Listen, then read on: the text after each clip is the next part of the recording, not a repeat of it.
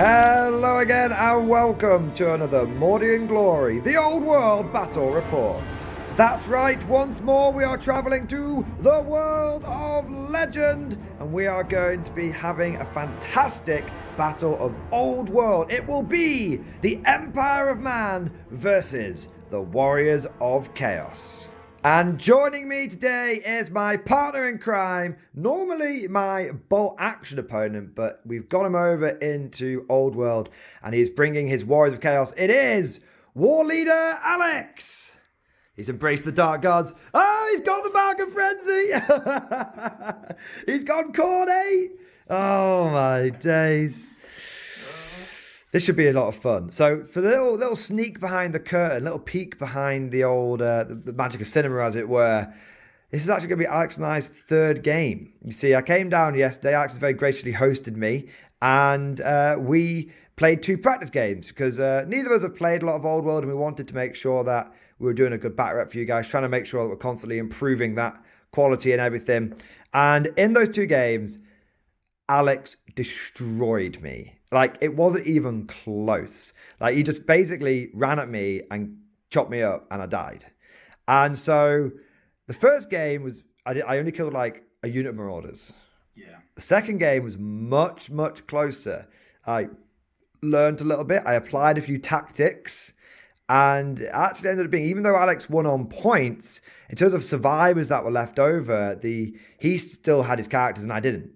And that was really, that otherwise, both armies were pretty equally battered. But I'm hoping that in today's third game, I have applied more lessons. I have learnt another way. There's always more men of the Empire. I'll just conscript a few more peasants, raise a few more state troop regiments. And I'm hoping that this third time, we're finally going to be able to stop the warband. But I tell you what, those games yesterday were really valuable because they definitely helped me learn a bit more about sort of chaffing and screening. And hopefully this will actually be a relatively skilled game. Like, we're not just, marching at each other. There actually will be a bit of play and, dare I say, counterplay going on. However, I just want...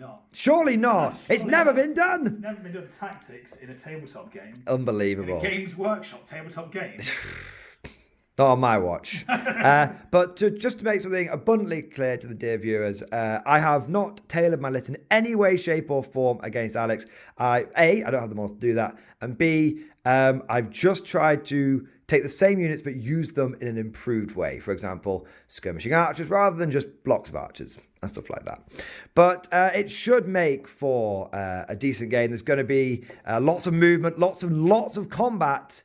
And I think it's going to be an absolute bloodbath. Will the men of the Empire, will the third wave be able to keep back the Chaos Hordes? Or is your warband going to start rampaging through? I think these guys are going to have to be the last ones to try. And after that, we might need to go back and rearm and come up with a whole new force in a future battle report, Alex. Maybe? Well, death to the Emperor, all 3 of them. All 3 of them? All right, well, with all of that said, hope you guys are looking forward to it. Let's take a look at the 2 armies that we're battling it out today. And here we have 50 points of the Empire of Man. And I can still say this, Alex, the Emperor's true finest. Which Emperor, Tim? Isn't there 3 at this point? You decide. So I brought my 50 points of Empire. This is very much my sort of just fun empire that I've been building up over the last few months. And it's finally all painted. I've got about 50 points. I've got another few points in the bank. I don't have the steam tank though, Alex, you'll be pleased to know. Because the steam tank, I think at 1250 is too buku, to say the least. I mean, it wouldn't, I think not much would happen with it really, would it? I wouldn't kill it. It wouldn't kill that much. And it'd just have its own little mini game.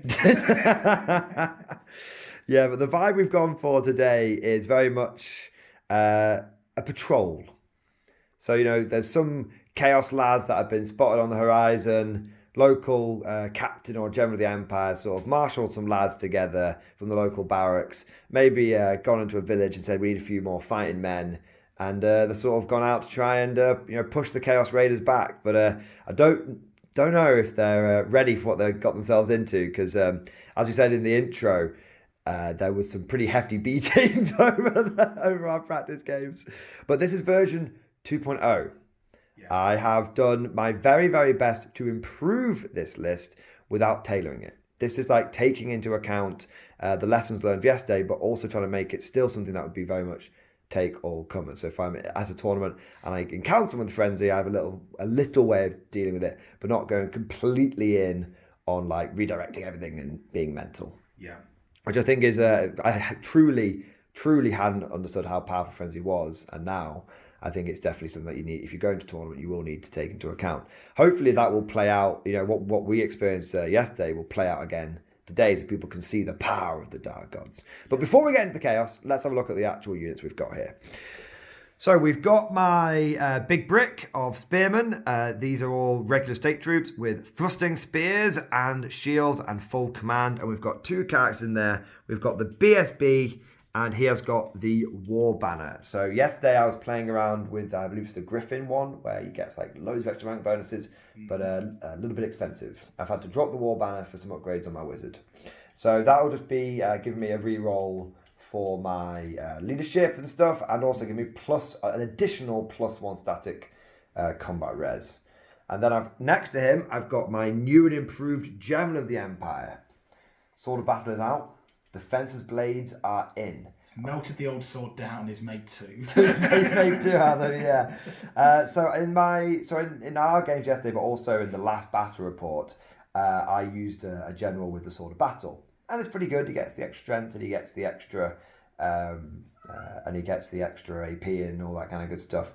But he only gets 1 extra attack, and I feel like 4 attacks on your main dude doesn't feel enough. No. So I've gone for the Fencer's Blades so that I get +2 extra attacks and -1 AP. And -1 AP. Importantly. So I've basically traded a strength for an AP. Yeah. Okay, but not strength. I've traded strength for an attack. Yeah. Now, this big unit of spearmen with the 22 spearmen with the 2 characters, I've also gone for 2 detachments. Now, I've got a little cheeky detachment of Empire Free Company. I'm hoping these lads do some good duty. So in our first game yesterday, I didn't take detachments, and it was bad. I just couldn't win anything. In our second game, oh no, we've got a little cat. Let's go and have a look. What's happening with Alex's cat? Georgie, what's up? What's up? Are you okay? Go on. We always got. If it's not my cat, we'll get Alex's cat in the shot. There we go. Oh, she's complaining because the missus is in the garden and she's not. Oh no. It's all right. She's coming back. I promise. Right, back to the army. Back to the army list. So I've got my Empire Free Company. I'm hoping they'll be able to do some counter charges, and then I've got my Empire Archers, which I'm hoping we'll be able to do some stand and shoot as well as just shooting arrows. Yeah. Then got another unit of spearmen. These have got no characters in them. Normally I split the characters, but today I'm going all in one, none in the other. 24 spearmen, full command, same upgrades as last time, same detachments as last time, and then we get to the non sort of battle line units, as it were, the ones that are going to be running around or supporting. We've got 2 units of archers. Now these are just 5 man archers, and they're in skirmisher formation, and I have paid the points for 1 squad to have a sergeant. So you can see we've got 4 regular dudes who are just like sort of got their arrows ready to go, and then we've got 1 guy who's actually aiming, and the guy that's aiming is going to be the sergeant, and then we've got another 5 archers who haven't got a sergeant, or marksman I should say. Yeah. But they've all got scouts. So I can tactics. Yes, again, these are my take on anything, and these are my how to have a bit of insurance against frenzy. Yeah. Not overdoing it, just like when you're playing 40k with your guard, seasoning it with a bit of artillery. Yeah. Speaking of, 2 great cannons. Now, I do like me double great. Oh, I do like me double great cannon, Alex. But yesterday, we felt that when we sort of practiced with the Hellblaster volley gun, that was actually quite tasty. Yeah. But I don't have a Hellblaster yet. Yeah. So just double great cannon, no upgrades, no engineer. And finally, we've gone for an elemental wizard. Now, normally I swear by demonology. Yeah. But we used it a lot yesterday. And it was all right. It was all right. But the main reason I'm using the elemental wizard is because of, I want to do a little community shout out here to Verm in the MG Discord, because he said that Elementalism was the best. And he also said that we should check out Windblast. Now, he didn't actually realise that I was lurking in the Discord, like like sneaking around. But I do keep an eye on things. And I was like, I've always just dismissed Elementalism because I was like, hippie stuff. I'm not going to be touching trees and stuff like that. Yeah. But actually, I'm one with the trees now, Alex, because Windblast. So she's gonna fart on you. Yeah. And what's going to happen? She's going to push you back, which not only does it do damage to you, but it also has the potential. It's actually really reliable. It's D3 plus 3 shots as well. Yeah. Which is very reliable. It's quite high strength as well. It's, decent strength. And what happens if you get... And it's low casting value. So Demonology is good, but it's all like... I realised in our practice games that actually I screwed you over. It's all casting value 9. I thought it was casting value 8. So several times I wouldn't have got spells off. So good job, you absolutely smashed me in those games. Just... but yeah, I looked at Elementals like, these are really low casting values, and I can take spells which do damage and also slow you down. Yeah. Which, and again, sort of one of the lessons learned from yesterday is I'm Empire. I'm not a balanced army. I'm a shooting army. So I need to be able to shoot you for longer. And this would be in literally any matchup, I'm going to be shooting people. So the 2-spell, and she's got a Lore Familiar as her person, so as her upgrade, so I can pick the spells. And I've gone for Windblast, and there's one more, I can't remember the name off the top of my head, but when it comes up in battle, we'll go through it, and it basically slows you down a little bit. Okay. So it's like Windblast and then like pseudo Windblast. Yeah, sounds essentially. Cool. And that is the full army. 1250 points, not quite on the nose, but I think I'm 1 point under. So Tim, like you failed to point out the most important upgrade to your army. Oh, movement trays. Movement trays. Yes. As no more like guard stat cards. No more guard stat cards. Actual genuine movement trays. Yes, I pulled my finger out and I actually got myself some. It makes a huge difference. Everything just looks a bit better already, which is nice. Oh, I also forgot to mention the other most important upgrades, Alex. What's that? Pistols. Oh yeah, of course, yeah.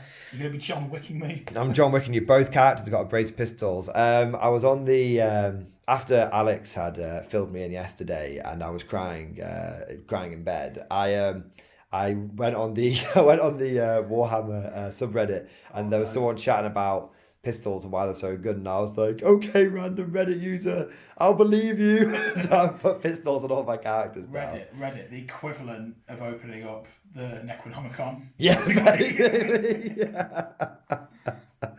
All right, well, that is the Empire Army.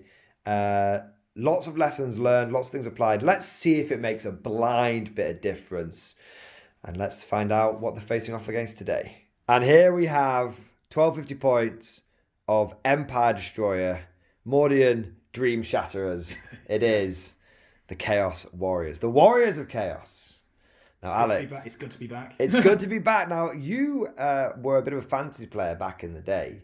Yeah, but I'd never played Chaos. So I was similar to yourself, Tim, when you first got into fantasy, I was but a wee boy and could only afford one army. And I went for the other edgy army that was Vampire Counts. Now, the Vampire Counts have long died and have not been resurrected.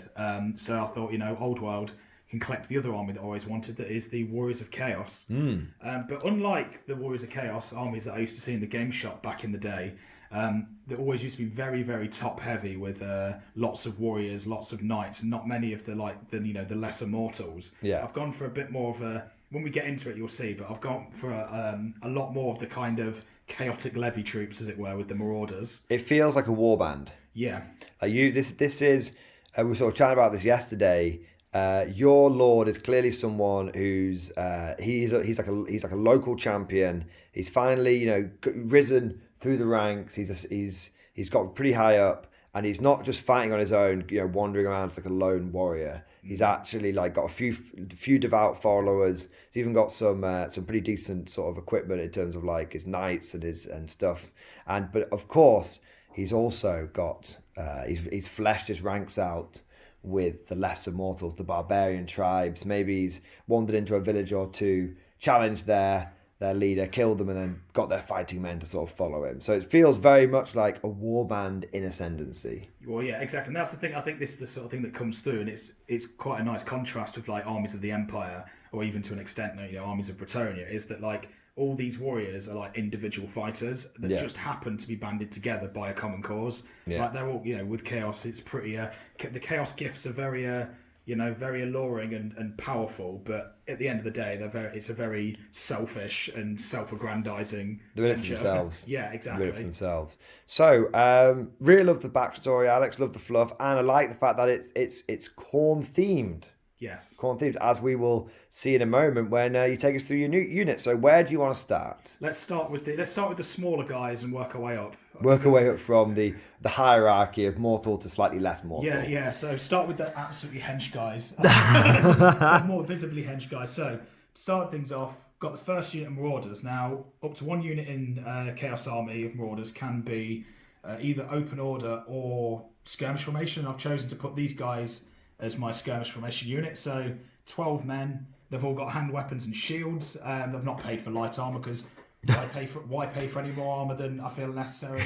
Your guys have basically got lots of armor or no armor, and there's no in between. Yeah, exactly. Whereas my guys just universally have no armor. So the important thing about these guys is they have paid for the Mark of Khorne, so they have frenzy. Yes. So they're immune to psychology, and they'll be getting, until they lose combat, that is, and they'll be getting +1 attack as well. So they'll be getting 2 attacks a model. That's pretty nice. What I didn't appreciate about frenzy as well is you are immune to panic. Yes. So I didn't realize that. I thought that if you took a good volley, it might cut through your frenzy, but apparently, until you are actually bested in combat, you are angry. Just makes them angrier. Just make them angrier. They might not even really be aware of their comrades going down around. Like we said, they're individual warriors. As long as they're okay. Yeah. Now, so you've got your one unit. Now, these have just got hand weapons and shields, but they're kind of they're skirmishers, so they're harder to hit. Yeah. They can be a bit sneaky. They're almost like what you would do with like Marauder horsemen and stuff. Exactly. But they're kind of running along. They haven't quite earned the horses yet. Not quite. Yeah. Okay. Not quite. Moving along to the next 2 units of Marauders. So these guys are identical. So I've got a unit champion in each. I've got a musician in each. And they're both 12-man strong. And they've all got great weapons. And they've all got the Mark of Khorne. But they've not got any armour at all. No armour whatsoever. Yeah. So this is the thing with these guys is, so they're, as you discovered from our previous game, like shooting a load of them down, they don't care. They'll just keep running forwards. And when they make contact with you, yeah, sure, they're striking last with their axes, but if they get the charge, they're hitting initiative 4. Yeah. And because of Mark of Khorne, they've got 2 attacks each, and they're still swinging at like a solid strength 5, AP -2. Yeah. So they will absolutely butcher a front rank when they go in. Yeah. And essentially that'll be enough for them to stick around to the next round. And yeah, obviously if anything hits them back, they are going to die. But that's, they're cheap. Now, controversial, no standard.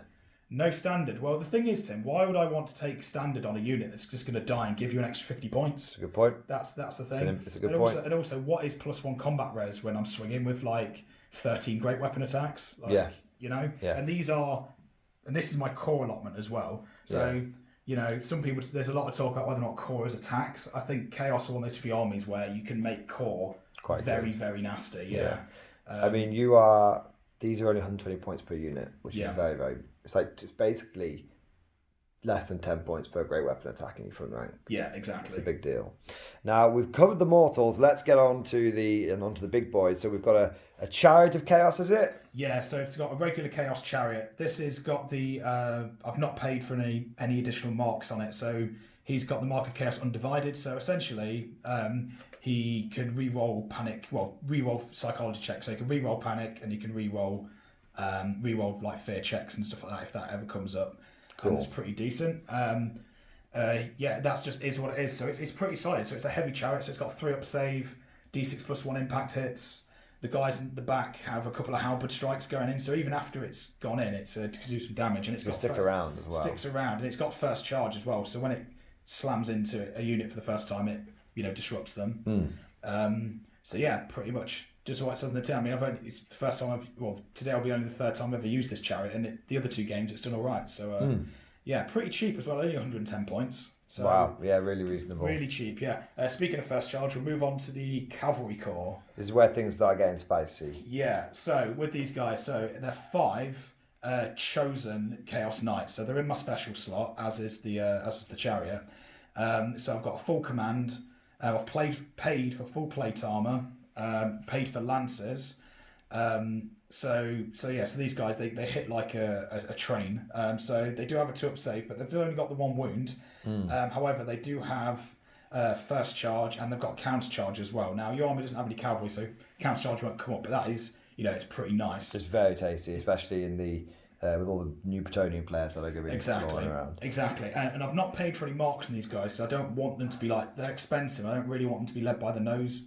Yeah. By having frenzy on them and stuff. And they've got 2 attack base anyway. And they have 2 attack base anyway. So when they go in, they're going to be going in, disrupting you. 2 attacks a model +1 for the champion. Hitting at strength 6. They're just going to utterly smash things to pieces. I've not paid for a magic standard on them though, and I didn't have quite enough points to put a magic item on the champion. But they'll do some work. Base, they'll be okay. They should be. They're good for going against. They're good bully units. They'll go into lighter things of them, bully them. But speaking of bullies and absolute blenders, we have my absolute nemesis of a unit, the Chaos Warriors. Now I've tried shooting them, I've tried spelling them, and I've even tried charging them. And in all times it went horribly wrong. Yeah, well, these aren't any Chaos Warriors, Tim. They are chosen warriors of Khorne. So they all have full plate armor, an additional hand weapon, and Mark of Khorne, and they have 2 attacks base. So each guy's swinging with 4 attacks. That is insane. 2 base, 1 frenzy, double hand weapon. Yeah, exactly. I've got a unit champion and I've got a standard in here. I've not gone for the musician because I've not got the model, and also don't really see the point really on these guys. They win through killing, not through drawn combat. Yeah, exactly. And I shouldn't be having to rally them if they're frenzied, so it should be Fingers all right. crossed. Fingers crossed. Yeah. I have paid for a magic standard though, so I've gone for the Razor standard that gives me Armor Bane 2. So my guys don't have any piercing on their attacks because they lose their ensorcelled weapons when they take anything other than a single hand weapon. Yeah. But they've got so many attacks. If I get a couple of 6s, they're at AP -2. Yeah, that's where you cut through the enemy army. Yeah, exactly. You start coming across those knights, like Bretonnians again, sort of mentioning them. Or if I have any of my own at some point, that's how you just fish for those 6s. And with the volume they're putting out, you're going to get a couple here and there. Yeah, and the thing that I found interesting about these guys is in every game I've played them, they've always been more durable than I thought, because they've only got 1 wound, and they've quote-unquote only got a 4+ armor save that as a 40k player seems like not much, but in the old world, 4 saves pretty good. Bounces arrows, and if you got a decent toughness like these guys have at toughness 4, they take more than you'd think to bring down. And then we've got your Lord. Yeah, and finally, my Lord. So my single character, I've got my Chaos Lord. So he's like 300 points. He's mad. Yeah, he's pretty crazy. So I feel like with Chaos, and this is the other thing from a tactical standpoint, you got to. The characters are expensive, but to make them exceptional, you've got to spend the extra points on them. I could have had a lesser character and then a caster or something like that, or 2 lesser characters. But in this point, so I thought, no, I want to go all in on having a solid combat character. So this is a Chaos Lord. He's got Mark of Khorne, so he's got Frenzy. He's got the Duelist Blade, so he's got -1 AP and +2 additional attacks. I really don't feel you can duel you can be counted as a duelist if you've got a giant Makoff axe and a giant Makoff hammer, Alex. I'd like to rename these to the Smashers Blades, please. The Smashers Blades, all right, okay. Well, what is in the name? Indeed. So we've got that there. And then he comes with full plate armor as standard, and he's got because of his Chaos armor, he's got a 5-up ward save as well, built in for free. That's pretty nice. Then what else have I got in there? I've given him an interesting demonic enhancement with him, Enchanting Aura. So basically, it's a buff. It's an upgrade for him, but it also buffs the whole unit. So essentially, if you're fighting him, you lose always strikes first if you've got it, and if you don't have always strikes first, you get always strikes last. Yeah, we talked about this off camera because there was another one that you can get, which gives you -1 to hit in shooting. Yeah. When being shot at. Yeah. And we were sort of debating, which one would be the take all comers, and we sort of landed on the fact that you're probably going to go for the one that you've gone for, the Aura Strike last. And the reason that is you're not going to be able to if someone's going to bring a shooting army against you, having a -1, they're going to have enough shots to just get through it, especially facing like dwarves or elves, something like that. But being combat, that's where you've got to win. Yeah. If you go in there and, for example, you're facing elves, who will have a higher initiative than you, you are in deep, deep trouble. Yeah, indeed. So you need to be able to go in there and basically go to those elves. And high elves are going to be a popular faction. Yeah. And if someone charges you, they always strike last. So then they go down to so if you get hit by a unit like Bretonnian Knights, they go down to initiative 1. Even with the charge, they go to initiative 4. But then you're initiative 4. Yeah. So whatever happens, either you get the advantage over the horrible units that like elves that you struggle to charge with, and if someone charges you with something very typical like a block of knights, you're going to get to fight at the same time as them, if not before them. Exactly. In a lot of cases. So it's it hugely allows you to do what you need to do as Khorne, which is win combats. Because if you lose that frenzy, it's not that difficult to reduce his guy down to like 25%. Yeah, exactly, and it gets quite dicey. Final thing for him, I had a couple of points spent left over, so I spent 5 points each on 2. What are they called? 2 rerolls on the gaze. Rerolls on the gaze of the gods. Yeah, I think it's called like a. It's like gaze harder. Chaos icon. Yeah, chaos icon. So they're like they're a generic chaos item. So you can take multiples of them across your army, multiples on a character. It's 5 points. On Gaze the Gods, I can re-roll it and it burns one of them basically. Yeah. All of the chaos. I guess we can go through the chaos table before we start the game. If people we'll roll it and we'll see what it comes up with. Yeah. It's the best way of doing it. But they're all, in short, they're all good apart from if you roll a 1 and then you go stupid. And you really need to stop that man. Yeah, exactly. Yeah. All right, Alex. Well, it is a very, very powerful army, as we know, and it should be interesting to see. Your army has changed a little bit from yesterday. You've changed up your character loadout slightly. My army is similar, but the composition of the units of the attachment has changed. Let's see if the version, I should say 3.0 of the Empire Army can do a bit better against the version 1.1 of the Chaos Army. So here we have the field of battle after deployment. The serried ranks of the Empire. We've taken the high ground. We're going to try and hold it. Versus the unruly horde of Warriors of Chaos. We have got, for the warband, the Marauders on the right flank from obviously the Empire perspective. And then we have got the heavy hitting hammer units coming down on the left flank. Now, Alex, these guys, most of your units, I should say, are in combat formation. That's right. But you have put your men here in marching column. It's never been done before, Tim. It's controversial. To say the least. Now, in terms of like what was being dropped down, where I actually got to put the last drop, and I had my archers here, and this might seem like a suicidal place to put them, and it is. But they are going. Some of you may die. That is a sacrifice I am willing to make. You see, I use my scout archers to deploy them 12 inches away from Alex. And I thought about coming on the flanks and trying to like pepper him with some arrows where he wouldn't be able to see me. But he's Chaos Knights. He'll just run away from me. He's not going to be bothered about a few arrows going into his flank. But what I don't want him to do is just come barreling down here, smashing into my flank. So I've put these archers here, I've scouted them up, and then I'm going to vanguard them forward, and what that will do will limit the marching column distance of the warriors there, but also it will limit how far these Chaos Knights can go, because right now they could go 14 inches, which gets them over the halfway point. Yeah. Whereas if I vanguard forward, you'll wipe them all out, at which point you would have only gone 8 inches. That's true. And then that's it. You've done your job. Yeah. So hopefully I can chaff you up, and I've got another unit of archers back here that might be able to do something similar. So I'm hoping that I can chaff you up a little bit and slow you down. That's the plan. Yeah. We'll see. Now over here we've got another unit that is doing Operation Make the Frenzy Men Very Mad and Upset. So I'm hoping to. So on the last games that we played, I didn't have anything to really try and make Frenzy a disadvantage for you. So you just ran in and smashed me. Yeah. Frenzy turns out it's really powerful if you just let the enemy do whatever the hell they want. So I've taken another unit of 5 archers here, and the plan is that they are going to just sort of hover just within charge range of the Marauders, and then flee. And then they'll flee outside of you being physically able to catch them, and then they won't. You'll have to stumble forward a bit. Yeah. Pull me out of position.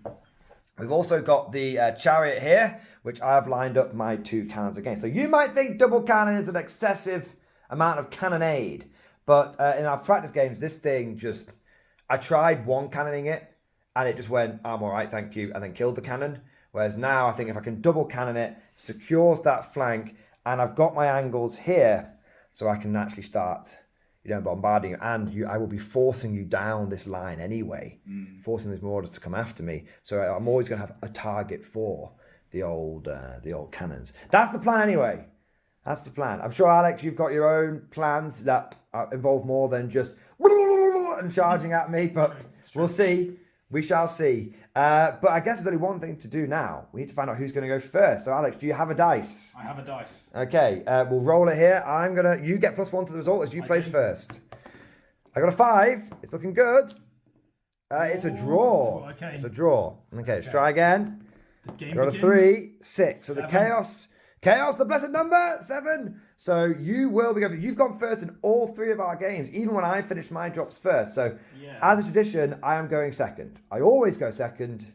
Normality has been restored. Excellent. So we'll be back at the end of the movement for the chaos, movement and anything else for the chaos. So dear viewer, when I said we were back at the end of Chaos Movement, turns out I lied.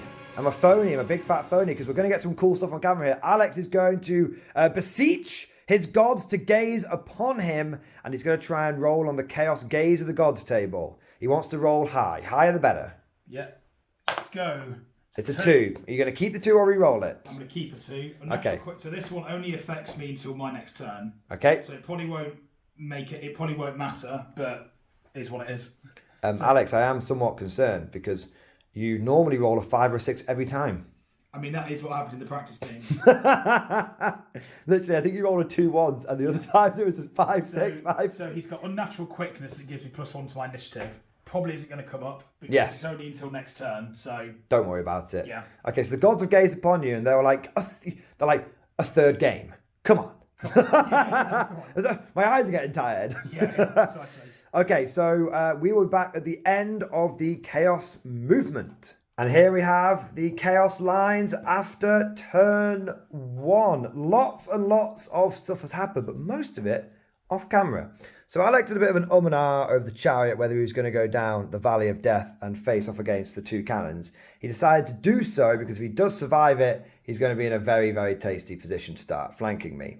Over here, what I ended up doing is vanguarding my archers over just so that they were just in charge range of the first unit of Cornate Marauders, and then I fled when Alex was forced to charge me, forcing Alex to end up going through the forest and basically causing him to go a bit slower. So that's part of the tactics shown off. He then marched forward with the skirmishers, marched forward near to the forest but not into the forest, and then he ended up marching forward as far as he could with his units over here. Now, that is essentially the Chaos turn, but a couple of really, really important things. Some things that Alex and I learned by literally looking at the rules and just making sure that we were doing all this right. So my initial intention had been to scout move my archers up and then vanguard move them. Scout deploy them, vanguard move them forward. Because I thought like what would happen in 40k is that essentially Alex would charge me and he'd like delete this unit, but because he's killed them all, he doesn't like run me down and pursue. He's just like slaughtered me and they're like, ah, and they're like collecting heads and trophies and stuff. But and I also thought that it would help me sort of, because these guys can't charge, it would like make them only go 8 inches rather than 12. It would make them only get 8 inches rather than 14. But what we actually found out was if you hit someone and kill them, you actually get to just overrun them. And how overrun works is you go 2d6. So if I go 8 inches forwards, Alex destroys me, and then he overruns an average of 7 or 8 inches. He's actually going to have gone further. And potentially with Swift Stride as well. With Swift Stride as well, exactly. And so the whole point of that would have been failed. So rather than resetting everything, what we did is I went, well, you know what? I'll move back so that next turn at least I can move block them. Yeah. And so because they'll still be in marching column. And obviously your overrun situation might still happen here, but at least it's doing something over there. So that's just a good lesson. Like it feels much harder to actually chaff people up. Like, so yesterday I played basically games of like, I'm going to fight honorably and fight the chaos man to man, and I all died. So I thought, you know what I'll do? I'll do the chaff. Turns out chaff's really hard. Now, another thing that happened over here, which is a huge... Now, that was probably how it always was in 8th. And that's just me only playing it as a kid, not understanding the rules and all that kind of stuff, and doing a tactic I've not tried before and getting it a bit squiffy. So thank you to Alex for being patient with me over there and guiding me through the process. Over here, we both learned something new. And it's a huge deal. And again, maybe it was like this in 8th, but as far as Alex can remember, who played a bit more 8th than I did, what used to happen is if you charged someone and they fled and you failed your charge, it counted as a failed charge. You just stumbled forward a bit. Yeah. In Old World, it doesn't count as a failed charge. You move your full charge distance. Because it's crazy. It even specifically says you haven't failed your charge. The enemy fled.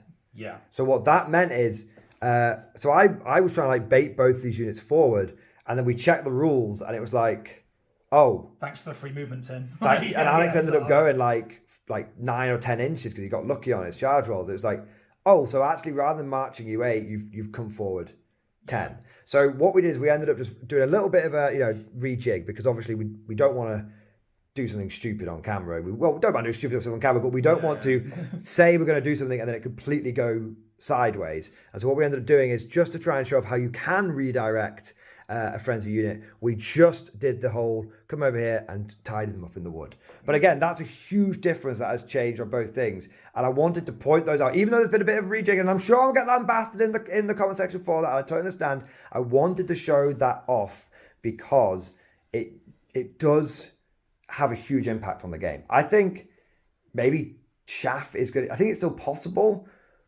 but it feels like you can't just send crap at people and expect it to gum them up. Yeah. I feel like at best you need your chaff to you need to be able to countercharge with it. I don't know. I feel like I'll have to what I used to do with my vampire counts with their direwolves is you'd have 2 lines and you'd have them both at swanky angles. So when they charged you, they got redirected into the other, then flipped them round. So it really messed with them. So yeah, but you could just pass a leadership test and reform. Yeah, that's true. And you're leadership 9. Yeah, 9 or 9 or 10. 9 or 10. I think it's 9. Tricky stuff. Old World is Warhammer is hard.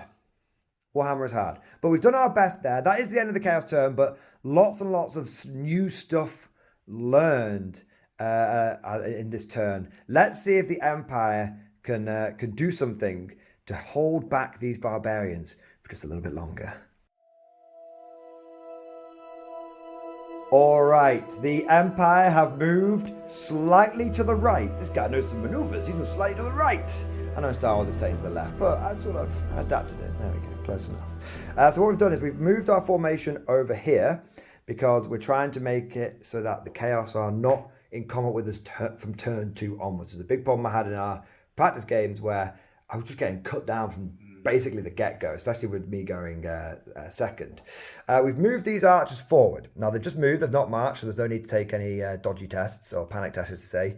Now, this will move block them or force them back a little bit, and it will force the Chaos Knights to charge them because the Chaos Knights will have to go into the flank here. They can't march past without going over one of my models.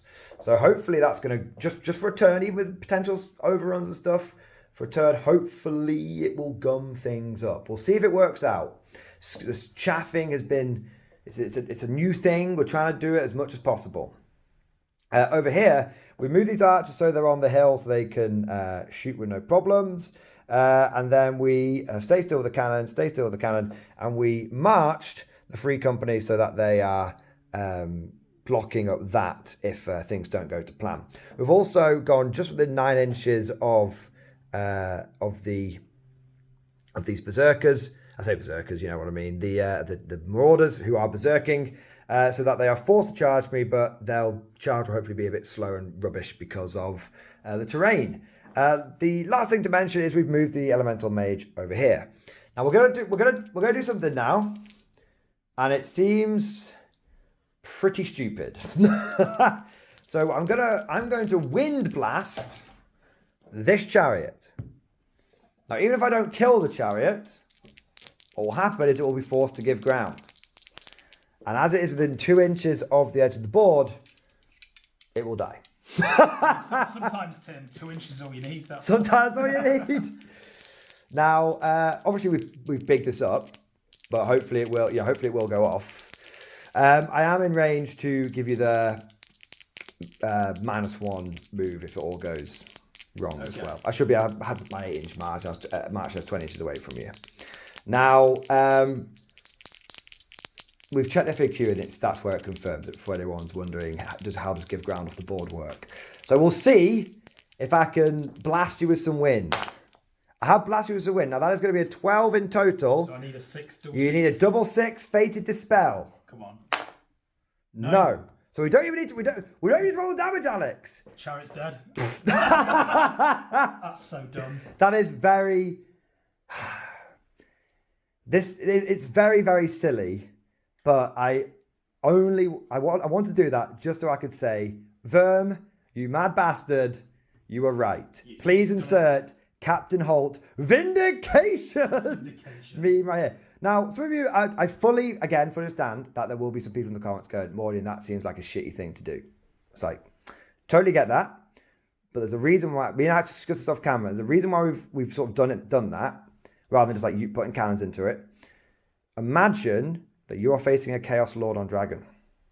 Imagine that he's putting it right up the flank, and you just go Wind Blast. It's going to be the classic thing where you look at your opponent's list and go, man, that's a tough list. This player must know what he's doing. And then he places it within 2 inches of the board edge and you're like, oh, he's just net listed. Fuck him. Yeah, exactly. Because there's a lot of talk. Me and Alex, I've been saying over Alex this weekend. We've been talking basically non-stop at Old World. Mrs. is so sick, she's gone down to London. And we've been talking about like because we're both quite competitive. Alex has been to Super Major GTs with me. Technically, you've been to more Super Majors than I have this year, Alex. So you're the real tournament player now. For my sins. Yeah. And so we're both quite competitive, and so we've been talking all day yesterday about the meta of Old World, and being able to do that kind of stuff is very meta. Yeah. It's all about having these little tools in the bank. So yeah, please lambast me if you feel that I've fought with dishonor, but also please put down any of you that actually think that was kind of cool. Now we're gonna hopefully the gods will now lambast me for that terrible maneuver, because I'm going to try and shoot a cannon into some skirmishers. Excellent. So I'm going to place my drop point. I would like to. Could you get a tape measure for me, please, Alex? Yes. Now, I'd like to place my drop point so it's about there. Okay. Yeah. But I want to go back to about there. Now I'm still getting. Now I want the angle to be, so it's going to be going like that. Okay. Yes. So that's my 90 degrees, so I can hit 4 if possible. How are you going to hit 4? Because it's a straight line, isn't it? So it'll be. Can I get 3 if I go across like that? Hang on, let me see. Yeah. Yeah, you can like that. Okay, so that will be will be there. Yeah, okay. Cool. Okay, so now let's see what I roll. Now I haven't got an artillery dice, but a 1 is you roll the dice and you double it for the number of inches. A 6 is a misfire. So it goes 8. So it actually goes 8. So it travels. Is it just going to like plop on one guy? I think it might do. So it's going to plop onto this guy here. Okay, so even if it bounces, it doesn't matter. Yeah. So 2's to kill him. He is dead. That is Armor Bane 5.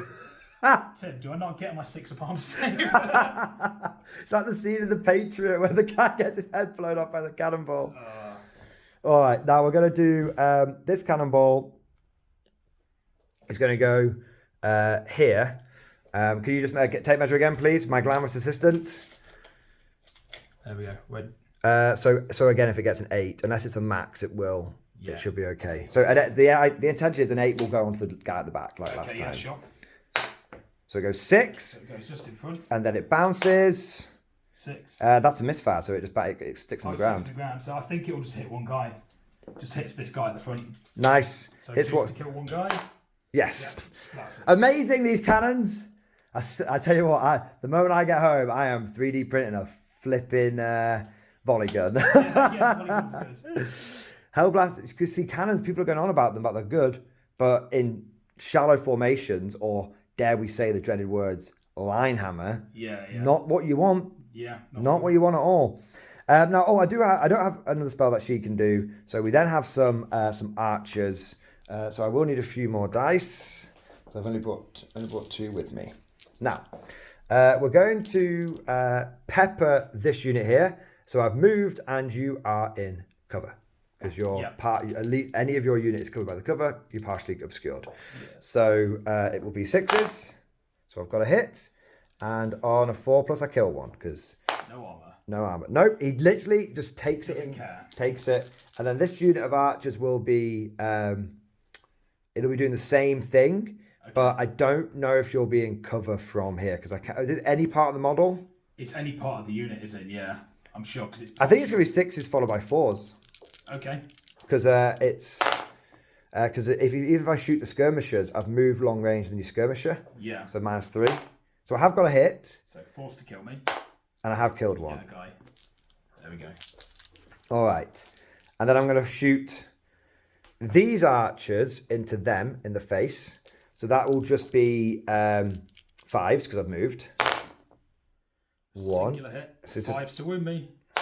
No. Doesn't wound. And then I'm going to take these archers who are going to have to go into the skirmishers, and it'll be 6s followed by 4s to hit. 1 hit. No hits. Okay, so just a little bit of shooting, but the main thing is we've got rid of that damn chariot, which I can actually... I was charmed in the last 2 games we played. I can literally, Alex, I can lose the rest of the game. that chariot was immensely powerful, and there's a reason why I stuck so much of my army over here. Yeah. I definitely got huge amounts of tunnel vision against it, and I'm okay with that. It was... Yeah. The chariot is my nemesis. The nemesis chariot. Now, that is my turn. So we will go over to Chaos, turn 2. Beginning of Chaos, turn 2. They will gaze into the eyes of the gods, and the gods will say... Corn. Same again. He's like... +1 initiative for another turn. Amazing. It's not going to help you in a marching column. No, it's not going to help me marching column, but... normally, it's done very well. Yeah, I think building up extra attacks for like the first few turns. I think your war boss has got a little bit of like, he's got like a little eye infection stare. He's staring into Nurgle's eyes. He doesn't even realise. Yeah, it's like, it's all gummy. Oh, no. All right, now, any charges to declare this time? So, I've got to declare a charge against these guys. Okay, so now bang. I will choose to flee. Okay. And over so you can't catch me. But how far do I go? Ooh, the big 12. Okay. And I have to go, so it's going to be 2d6, picking the lowest, but I can re-roll this with Warband if I roll like... Good job I fled. So it's picking the lowest, I'm going through cover. All right. So I'm going to re-roll that, just to see if I can get something better. Oh, no. Goddamn cold dice. No. Okay, yeah. So you go 7, but -1 because of... So I actually flee. Now I'm actually going to contact this unit and then bounce out the side of it. I think 6 gets me to like there. Yes. Oh, because you're running through what this unit hit. I think I hit this unit first. If you look, this one's further forward. So these archers come back. He's in the middle, so he hits them first, and then I disappear and come out this side. They run away from the causing unit, so I think they go that way. Oh, they're going to go that way. Okay, yeah. So I will... So they run away from the centre. So I think I will be all right then. That's what I was going to say. I was like, that's why I was surprised that you were thinking you... I was trying to give you a head up, like I'm Alex. So tape measure me, please, my glam assistant. 12 inches back. Yeah, so like all the way back there.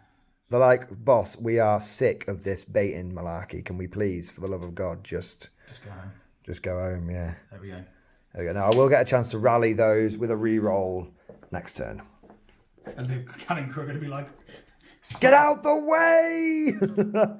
Running towards a cannon loading grape shot. It's like, yeah, probably a good idea to get out of the way. yeah, absolutely.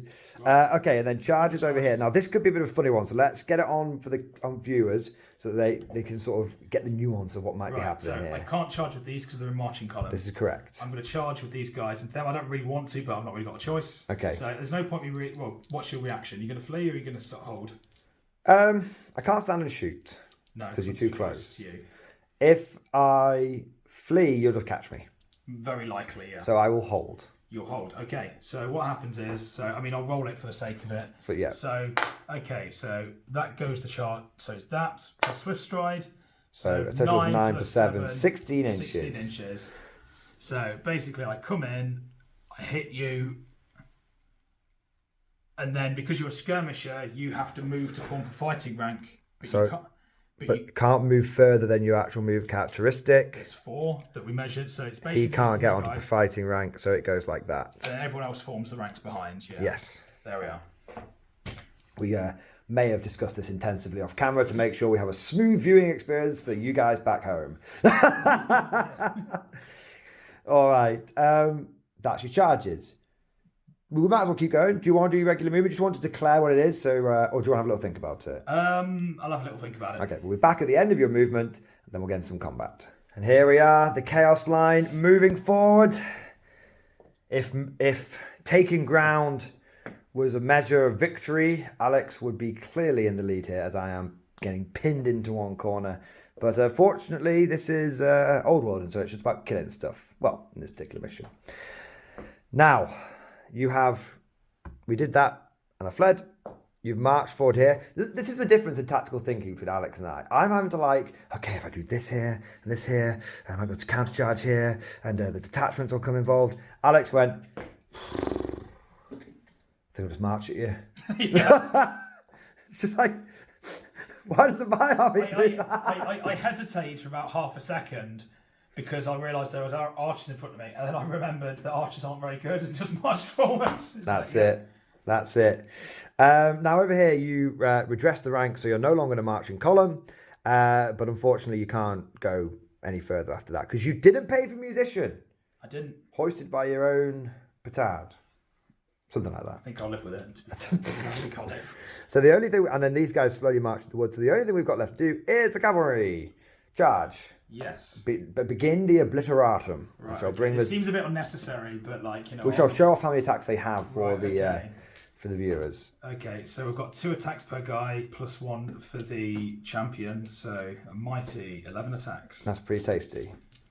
Weapon skill 5, so hit you on 3s. Hit me on 3s.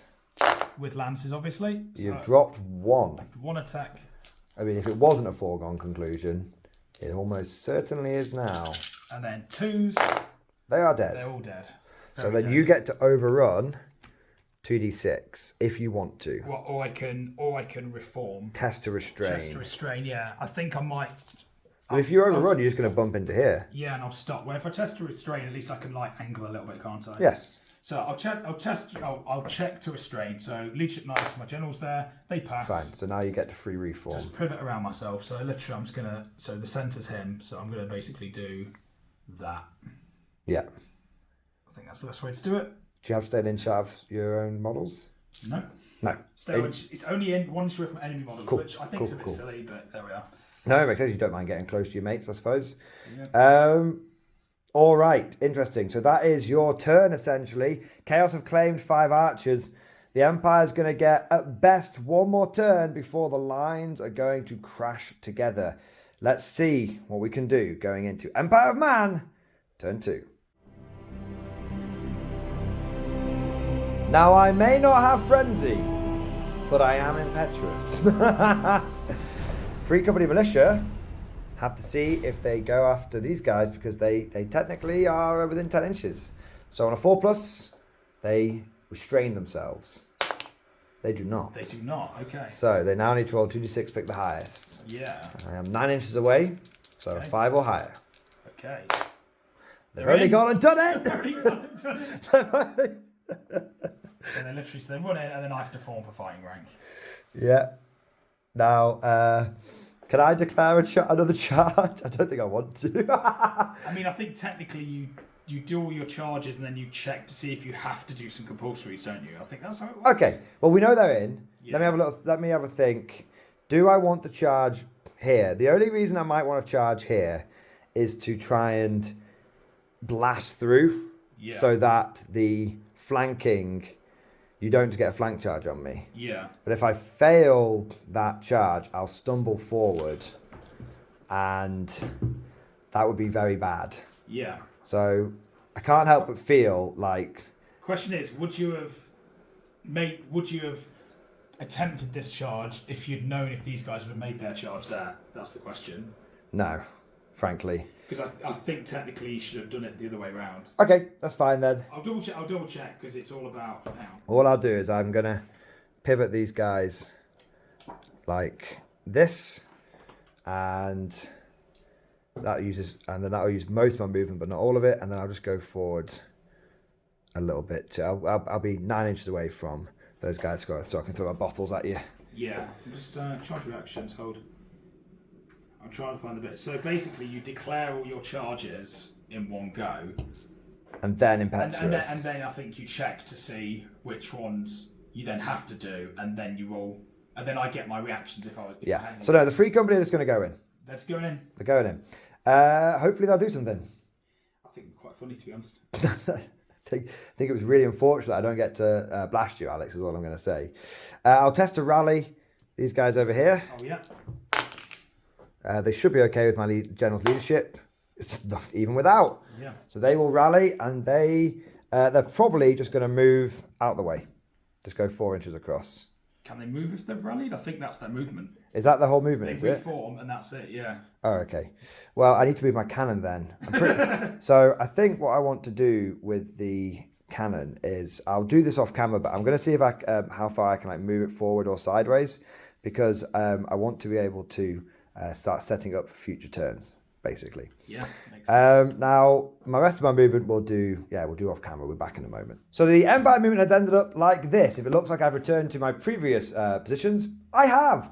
So the only one that's really done anything overly exciting is the cannon has marched forward. Pivoted an inch, marched forward 6 inches, pivoted an inch. Apparently it's just move or shoot. There's nothing about it being super heavy. So they're just like, I guess the wheels do something. Wow. The wheels are good. We've then gone just over 9. I didn't need actually to go that far forward with the free company. It turns out I could just turn on the spot and I would be within 9 inches, which is my bottle range. And then Mage Lady stayed here. I'll just moved back 4 inches to where they were. They're not on the hill, but that's fine. They can shoot over there. And these guys came just a little bit closer. And their detachment moved, so they're within 3 inches of them. I am out of maximum charge range of the knights. I'm out of maximum charge range for them. I'm out of maximum charge range for them. And this is a thing. So my turn is going to consist of shooting. So the first thing we do is throw some bottles at you. So I need a few more dice. Do I only throw 5 bottles, Alex, or do I throw 10 bottles? I'd throw 10. I think 10. 10. I think 10 is the funny way of doing it. So I'm ballistic skill 4. Actually, I will be moved long range. So I'll be 6 followed by 4. Fire, aren't they? So you don't suffer penalties movement. You're goddamn right, Alex. So you'd be -1 for multi-shot, -1 for long range. That's it. And that's it. I can do it. So it'd be hitting me on 6s. Yeah. Here we go. Oh, 2 hits. 2 hits. Now this will be killing you on 4s. Yeah. Because their glass bottles are the strength of user. Excellent. By the way, if anyone's wondering what they are, they're just generic throwing weapons. But we like to pretend they're football hooligans that are throwing bottles and cinder blocks at people. We've got one! Kills a guy. We've bloody bottled him! I was going to say I'm convinced Free Company are meta, but that has scuppered me slightly. Yeah. So now we're going to arrow you. I'm going to give you the old arrows. Now I'm going to imagine they technically, because they rallied, they've reformed, so that's going to count as move. Yeah, I'm so sure, yeah. I think it's move long range. Yeah, easy. Okay. Here we go. Forced to kill me. Come on. No! They forgot to put heads on their arrows. Oh, no. Right. Same again. Okay. Nothing. Big F in the chat. And then I'm going to do these guys, which will be moved. It'll be moved long range. I'm going to go into here. Is it the front of the unit or the whole unit? Front of the unit, I'm pretty So sure. I should be okay just to shoot you in the face there. You'll be fine. So 6s, nothing. Okay. Damn my eyes. Then we've got the cannon, who's going to prang a shot into here. Okay. So I will position the shot so it is 8 inches away. From the back or from the front? From the middle. From the middle, so like there. Okay. Goes forward 8. So it literally lands right in the middle there. Gets 2 guys. Gets 2 guys, regardless of what you roll on the next one. 2 dead. 2 die. 1 AP -5. And then, Alex, I will need to pass you the big rulebook, please. It's behind you. It is behind me. Whoa, the weighty tome. Now, it's at the back of the book. I just need to Wind Blast and Hex you, but I think I need to Hex you first because I'm within 12, and then Wind Blast you. So pass the. So are you Wind Blasting? So you're hexing me first. So I have to do both. Can I read out the signature spell first? Stormcaller. Stormcaller. So range 12 till start of next turn till the start of your next turn subphase. Target enemy unit suffers -1 modifier to its movement and initiative characteristics. Okay. Now the next thing I want to ask is, can I go over to Wind Blast? Yeah. Did it say I can do it in combat? No, it's a magic missile. Damn! I was going to Wind Blast you out. Piss off. Piss off. I guess I can't. Can I Hex you in combat? It's not a magic missile, is it? That's the Stormcaller. I think you can Hex into combat. I'm pretty sure you can Hex into combat. So I'm going to Hex you here to try and lower. This is for my movement though, so who cares? It's the -1 to your initiative. So if this combat somehow goes on, okay. I will. Oh no, because it won't matter, will it? It won't matter. So I will. I will Hex here first. Okay. Goes off on a 6. It's only a 5. 70 to 7. It's a 7, so it doesn't go off. So then I'm going to Wind Blast you. Okay, so this needs. Is it a 7? No, you need a 8 to get. Don't get either one off. Damn, that's very unfortunate. I was hoping to be able to Wind Blast you. Now we get to combat. Now I'm going to get some fresh dice because I feel like those dice have gone a bit cold on me. Let's try some. Should we go for some green dice? Yeah, why not? Because I'm dropping them all on the floor apparently. So 5, 10. Now this is going to be the. We're going to give them the best possible chance, right? We're going to roll the dice near them so they feel the energy. Okay, so these are the sellswords addicts, professionals at work. Oh no, they're not. That's 4 hits. It's not enough. And then forced to kill me. Forced to kill. Come on, lads. Come on. Here we go. 2. 2. Okay. So 6 up save. Oh yeah. Oh yeah. I gave these ones armor. He's saved one. Okay. So now you get to strike me back. With 1, 2, 3, 4, 5 of them. So 10 attacks back at you, Tim. 10 attacks back. But I'm hitting you on 3s. Yes, this is not ideal to say the least. So 3s to hit you. Yeah, see there's a somewhat difference in your dice rolling and my dice rolling. I have to say these GW Chaos dice have been doing very well for you. Gonna get the salt bath out soon. Yeah, maybe. 4s. Maybe not. Oh, you get them all. Yeah, 5 die. Yeah, so they are dead, and you get to overrun. So yeah, and I have to because you are frenzied. Mental. Yeah, frenzied. Yeah. So, you are mental. I'm mental. So it's 2d6. This unit is the one you will contact first. It's slightly further forward than the archers. 5. And I guess they go back into skirmish formation, don't they? So I'll just nudge them forwards and then sort of nudge them out a little bit. So I guess he'll go about there. I wonder how this will work for your next turn charges. Yeah, it kind of depends on what I want to charge, because I don't have a choice. I have to charge something, Tim. You have to charge something. I'm just wondering. I might try and stab your mage in the head. You will. She's just going to fucking flee if you do that. I mean, if you do, and that's fine, because then I'll redirect. That's okay. We'll see. So that is my turn. So I think my free company going there has been. Not getting Wind Blast over there is unfortunately a hugely bad situation for me. Rolling badly to hit and badly to win, then you getting one of those 6-ups, and then in return you hitting fantastically and cutting me to bits. It's very, very bad. Even if I just had 1 live and he just managed to fall back in good order, that would make your charges a lot harder. But sadly, that is not the way. The Dark Gods are smiling down upon you, Alex. So we'll go over to Chaos Turn and we'll see if we can hold the line against these Marauders. So, beginning of Chaos Turn, we have to gaze into the eyes of the gods. Again. He's fast as hell, but it's only temporarily. Only temporarily. He's just doing little bumps, but he's not actually keeping it going. Yeah. At least I'm not to use any of my icon jets. Now, where are you going to charge? Yeah, so I've got to declare some charges. So these guys are going to declare a charge on them. So I will stand and shoot. Very good. These guys are going to declare a charge on your mage. Now, if I flee away from you, don't I? Directly away. So you'll catch this. So you're going to cause panic in quite. That's okay. I can re-roll. They ignore panic. Okay. And that's leadership now rerollable. Okay. So I will flee. Okay, I'm gonna, and then So I'll flee 9. and then I have to. So I'm going to Which I redirect think into these guys. Now can they flee? Ooh, I'm gonna have to check. Right, we're back in a moment. So we've checked, and the first thing we need to do is do a leadership test on the Marauders to see if they can even choose to redirect. So we'll do that, and then we'll see what the next step is. Yeah. So they pass. have passed, so they will be able to redirect into the archers. Now, what we need to check now is how this charge is going to work. Because obviously, we need to see how skirmishers align to the enemy, because you would have been technically aligned this way, if they do that. And we also need to check how, if you do end up just charging straight forward over here, there's this unit is slightly further forward, and some of your guys are that way.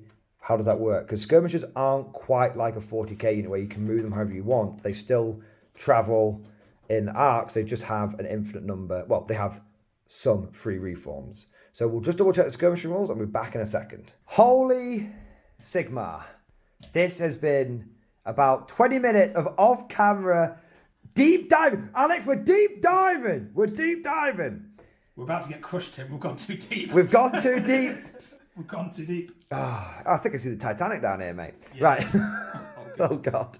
So, this was a very complex interaction. We're going to take you, the viewer, through it, and we're going to take you through where we've ended up, and then we're going to take you through where we want you guys to let us know if we've got this right or wrong. Yeah. So, Alex charged the mage, who fled, bounced through the units, and ended up here. He then passed the leadership 6 test to redirect. He then chose to redirect into the archers. This is when we get to the skirmishers and charging rule. The first model has to go base to base, directly forward. Every other model after that has to go the most direct route forward to try and get into contact with the charging unit. Yeah. If they can't, because if they can't get into base to base, they go on to the second rank. So but then we were like, okay, but then one of Alex's guys going this particular chap here, going the most direct route, hit the spearman. Yeah. So we then checked the accidental contact rules, which says if you accidentally hit an enemy unit, then that unit can choose to hold or give ground. Now that may all sound very, very reasonable, but this is where we want you guys to weigh in and let us know if we've got this right. The guy here who could go the most direct route to try and make base-to-base contact technically hits this unit. Yeah. So does that mean technically he can't make base-to-base? So as a result, he would have gone into the back rank. Now, the reason we've sort of gone back and forth on this, we've had a little chat about it, and the reason we've ended up at the whole thing, he has to hit the spearman, is because he's trying to charge. When you're in Old World, you're going directly forward. It's not like 40k where one model hits and then you can kind of move the rest how you want. Yeah. In many ways, you align and then you go. So what's happened here is he's tried to charge over here. He hasn't, so he's charging to here. You're still taking the most direct line. So we think that what comes into play is the accidental contact rule. And the accidental contact rule comes over the skirmisher basically bandying out of the way. So that's how we think we've got it. And also, these guys were slightly further back, and they've had to lock in. in. So when we've got here, we've had to lock in. Because otherwise, my fighting rank would have been a weird S shape between the two units. It doesn't make, that's like, I don't think sense. I don't think you can do that. Yeah, exactly. Yeah. So let us know what you guys think. Take us through, step by step down the conversation if you have the time, or just let us know if you think we got it right. And either way, whatever you get back to us, we'll be greatly appreciating it, because this is kind of for us a bit of a practice game, because we do have a event in about a month. So if we can answer the questions now, when we get to the tournament, something similar turns up, we can get the right decision. And we can reference this as an example per se. But we think, Alex, after 30 minutes of discussion, we got there. We think we have got there. All for a 96-point unit of skirmishers. Exactly. And a 50-point unit of archers. Exactly. And I think now, like I said, just if anyone, I think it is a bit of a complicated rule. And I think in the FAQ it says there's like complicated and unusual circumstances. If in doubt, just go with basically the the thing that makes the most sense. And doesn't advantage or disadvantage anyone. Exactly. Basically. And the one that makes the most sense is you're a berserker, you charge forward, you go in a straight line. Yeah, exactly. There you go. Unfortunately, he is going to get some of his mates stabbed. But no, I don't think either side's getting advantage here because you're beating the shit out of my archers and I might get a few free stabs on you. Yeah. So both sides are having it. The whole point of the game is to shoot and fight each other. Yeah, Let's fight each other, Alex. Let's do it. So hopefully we're obeying the golden rule there and the spirit of the game and all that kind of good stuff. So that was one charge. Yeah. We've got this one still. Yeah. All right, so I'm going to bottle you because I don't want to flee. Yeah. Because your charge is... if you're within 9, so you would need 5. On one of my dice, yeah. 5 on one of your dice. But yeah, roll to hit me first, though. Now, I will be... So -1 for long range, -1 for multi-shot. so it's just 6s. Just 6s, yeah. Okay. And then forced to kill. Did you get any meat? I do, I kill one. You blank a guy off. Pick a guy off. Okay, now, do you make the charge? So I need at least a 5 on one of these dice, but I have Warband. Yes. No, you never fail a charge. Never fail a charge. Alex has not failed a charge yet in 3 games. Oh, wow. Normal charge, Tim. I would have thought it. So essentially I do that and then smash it in. Yeah, there we go. that seems to make sense to me. Cool. And I think that's all the charges you'll do for now. So, you get to fight first. Well, I need to get to do my movement phase. Oh, I've still got to move. You still got movement. Oh my god. All right, we'll be back once Alex has finished the rest of his movement. So once all of the other movement was done, the Chaos Forces have aligned up here. They are doing a flanking maneuver. Can the Empire clear these marauders and then be ready for the second wave? We'll have to see. So you're going to start with this combat over here. Now, one died in standard shoot, but then we've checked and the fighting rank is everyone. So he died outside of combat, so these guys do all get to fight. So you're going to get all these guys fighting, and then this guy is only doing a supporting attack. Yeah, for a total of 12 attacks. Right, so hitting you on 3s, Tim. Hit me on 3s. Fine. Weapon skill 4. Okay. Oh dear. It might still be enough, though. It might be. You are using great weapons, aren't you? Yeah, so I'm hitting you. I'm killing you on 2s. You are killing me on 2s. Okay. Just need 1. You have got me. They're all destroyed. They are destroyed. So now you get to overrun. I have to overrun because I'm frenzied as hell. You are frenzied as hell. So these guys did rally, didn't they? They did rally, Cool. yes. Okay, cool. So it's not like 5. 5. I don't think that's enough. They're about to enter Grapeshot Town, I think. I think they're about to enter Grapeshot Town as well. Ooh. I think it's going to be close. They might just be in. Check it. No. Oh, they're not quite. It's easy to do. You are Grapeshot Town population. You. Yeah. It's gonna hurt. It's gonna need to. Right. If they had made contact there, I would be in unbelievably deep shit. Yeah. Just needs to roll average, so I just need to roll a 7. I would have got in, or a 6. But yeah, okay. They've been wind blasted. They've been shot. They're just a bit ragged. Yeah. And so it's taken its toll. Just needs to misfire when you grape shot them now. I'm going to try everything I can to get them. All right, what have we got next? I'll be going first, won't I? Because I'm initiative 6. Yeah, so, but you can do his attacks onto here, and then you can choose to do a supporting attack over here, or you can put into the archers. I'm going to put these 2 guys into the spearmen. Okay. And then 1, 2, 3, 4 guys are going to go into the archers. Okay. So I do the attacks to the archers first, so they're getting 2 attacks each. Yeah. So these are hitting you on 3s because they've got frenzy still. Wow. Okay. I should have probably done it the other way around, but there we are. Should have probably done the extra attack, and then it'll be forced to kill, won't it? Yeah. When you're armor. 2 dead. See, can I just point out, Alex? This is how I feel when I do combat. I do nothing. Yeah. So 2 archers are dead, and I've got 4 attacks onto the spearmen. Yeah. So onto the spearmen, they all hit. You do hit. So You are higher weapon skill than I. And then forced to wound you. 3 saves, no AP on these. Right now, yesterday I spent an all day not passing any armor saves. I would like for me to pass a statistical. Just 1 would be enough. Just do them. Yeah. There you go. Got 1, there we I are. got 1. He's passed an armor save. I got 1. It's So a goddamn 2 miracle. from each unit. Okay. 2 from each unit. Now, I am going to fight you back. Okay. So I will. It doesn't really matter where I fight, I guess. I should probably fight here first in case somehow they go ape and kill loads. Yeah, I guess so. So obviously 2 from the front rank won't be able to fight. Yep. So I'll have 1, 2, 3. I don't think he's going to be able to get. He's not been base to base. So 1, 2, 3, 4, and then the second rank. Is it all of the second rank? Because I fight in 2 ranks, don't I? Yeah, I think but it's a supporting an attack. I think it's immediately behind someone who's fighting. I think. So would it be? I think we'd say we'll do 2 more. Yeah. And then we'll check to see if I get any more attacks after that. Yeah, I think that's. So I think 1, 2, 3, 4, 5, 6. And then I might. Champion gets to make way as well, remember, so he gets to fight anyway. I will have an extra attack so then. You get an extra attack for the champion. Okay, so hitting on 4s. It's not brilliant. Forced to kill. Oh no, I've got a shield turn. I've got a wound. You've got a shield. Can we bloody do it? No. So killed 1 there.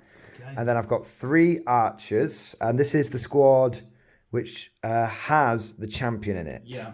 So I'll have an extra. No. I have an extra ballistic skill, which I've forgotten all game. Excellent. I haven't hit you. No hits. Okay. Right. Okay. So we need to double check to see if I get any more supporting attacks. Yeah. Yes. So it'll be in the whole hall fight bit. Exactly. We'll be back in just a second. So we've checked, and you have to be behind someone who is actually fighting. Yeah. You can't just be all the way over here. The spear's not long enough. Not quite. You can't do it. So the end result is, Alex, if you can get your black dice to work out your combat res, I think you just get 4. Because you killed 4 guys, and your skirmishers, you don't get a bonus for that. No. And you can't get any ranks. That's right. So you get 4. Now, I killed 1, but then I have a banner. Oh my God. I am close order, and I have 2 extra ranks after the first. Which means I believe I have won by 1. Point. I've won a combat! Praise be! We turn this franchise around, Alex. Okay. So you're leadership 5. Yeah. So it's leadership 5. Leadership 5, yeah. But I'm not near generals or anything, so let's see what we do. That's a big flea. That's a flea, yeah. Now. You've got to check to restrain. No. I'm going to pursue with them. Okay. And I'm going to test to restrain with them. Okay. Because I restrain, I can reform and prepare myself for this. For fighter, yeah. Whatever the hell this is. Okay. I can prepare myself for it. So I will test to. If it goes wrong, it's not actually in the world because I might go quite in a nice direction. Well, I'll be running away from the biggest unit, so you might end up going this way and revealing your. Oh no! All right, so I'll test to restrain.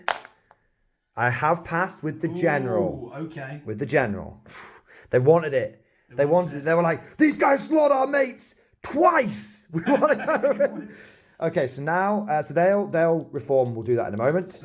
So these guys. I've got to do my flee distance, haven't I, first? You do. So I go this far. Okay, they're probably dead. You need to roll basically a 6, I think. You've got them. I've got them. They're gone. So you move back. Bloody archers have got you. 5. But to be fair, these guys are your cheapest, most throwawayable men. Yeah, true. So basically, I go like here, because I'm still skirmishers at the end of the day. Yeah. Like this. And then you basically come to contact me, and I just die. Wheel, contact, end up, sorry, slightly too far forward. End up about there, because I noticed your models. Yeah. And then you die. And then they just die. And then I don't reform. I think you can test to reform. We'll do a test. I'm sure it's... So that will be the general leadership. Yeah. But we will do the check off camera because we're going into my turn now anyway. Yeah. This is a very different game. Yeah. The last game, Alex was all over me like a bad rash. I didn't have a chance, but it's because I was like marching at him and stuff. Whereas this game, I feel like I've been very hold the line. Yeah. And it's allowed me to not... I think I was feeding you my army in the last couple of games. Whereas this time, I've very much been like, I'll take on what I can. Yeah. And just try and hold against what I can't. Yeah. But we'll see. Who knows? It's Pain Town. Yeah. Coming in soon. So we'll do my reforming and stuff in a moment, and then we'll be back at the beginning of. Is this Empire Turn 3? Empire Turn 3. Yes. It's furious. Operation Stay in the Corner as best as possible is a go. So we rallied with the mage, we moved back with the archers, and I am actually in grape shot with both of these. Now, it might look a little bit dodgy with this one, but we checked it using the chariot's base sights on the same base size as the chariot, and I am able to cut across the back corner of this model, so I can fire into this unit. So it's pretty spicy. Double grape shot, hopefully we'll get the job done. And then I realigned my archer the last turn to face here, just in case things go wrong. And then Operation Screening as a go. Yeah. So I've finally started to get the hang of this chaff malarkey. So this unit of chaff is moved up here. They've marched, so they won't be shooting. I don't care about 5 archers. What this means is that when the knights can't really march around me, they have to try and charge into me. Yeah. And if they do, then they'll obliterate. Then they have to decide whether they want to test to restrain. Now, if they test to restrain, that's fine because it's another turn I'm not getting into my main units. Yeah. If they overrun, I'm very likely to hold because I'm leadership 9 rerollable. And as a result, if I can hold, then I will be able to hit you in the flank in my turn. Yeah, that would be with my general, which would be painful. One-way ticket to Paintown. Yeah. So this is a difficult situation for us. I think smash the archers and restrain is probably the better move, but obviously he's got his plans and he will reveal them to us when the time comes. Yeah. I've got 2 things I'll do. One of them is This is interesting as well because they have to do that. Yeah. Potentially try and charge. Yeah. Which is weird. Yeah. Because they might end up in. This will be another 30 minutes off camera. We'll figure out and bring our result to you in a moment. But that's next turn. We're getting ahead of ourselves. So that's my turn. No charges, so straight to shooting. I think I have to shoot grape cannon number 1 to try and kill this guy. Yeah. I have realised I want to make one tiny adjustment to my movement with my skirmishers. I just want to moving them. Just want to align like this so that my mage who's rallied will be able to see multiple. Okay, yeah, sure. All right. Now, so grape shot into them. First cannon. It's off. It hasn't gone off. Yeah, it happens. So 2d6 also hits. 8. Decent. So your toughness 3. So 3's to kill me. 3's to kill. One more. I think that's them all dead. That's them all dead. Yeah, they're gone. I have to say, I played 2. This will be my 5th game with cannons. They've done more with grape shot every single time. It's hitting automatically in a game with modifiers. It's so good. It's insane. Yeah. Okay. Now, obviously, that means the rest of my shooting over here is inconsequential. So that's my turn. So my turn 4 then, Mr. Tim. That will be your turn 4. I feel like I somewhat over-egged the pudding over here. So we'll be back in a moment with Chaos turn 4. Chaos turn 4? 5? Turn 4. Turn 4. You had your turn 3, yeah. So I'm going to gaze into the eyes of the gods, Tim. Okay. It's not a 2. It's not a 2. I'm not sure what it is, but it's not a 2. Oh, I should have got this one open right. So you're checking it live. Do it live! Do it live! Alright, okay. So it's a 4. It's not permanent. Murderous mutation. Oh, God. Long tentacles whip from beneath the champion's armour. Oh, God. Oh, dear. Oh, no. I thought it was called 8 knots Slanesh. For the remainder of the game, this model gains +1 modifier to its weapon skill. +1 weapon skill to a maximum of 10. So I'm now weapon skill 8, Tim. Jesus Christ. Don't mean to alarm you. That is double +1 on a lot of my stuff. Yeah. Spicy. Does that mean you hit on 2s? I might do. I'll have to check the table, Tim. It's never been done. It's never been done. Quite literally. So put a perma dice next to you. You have now got a 4. There we go. He's got a writhing tentacle, Alex. Chance to be a fine thing.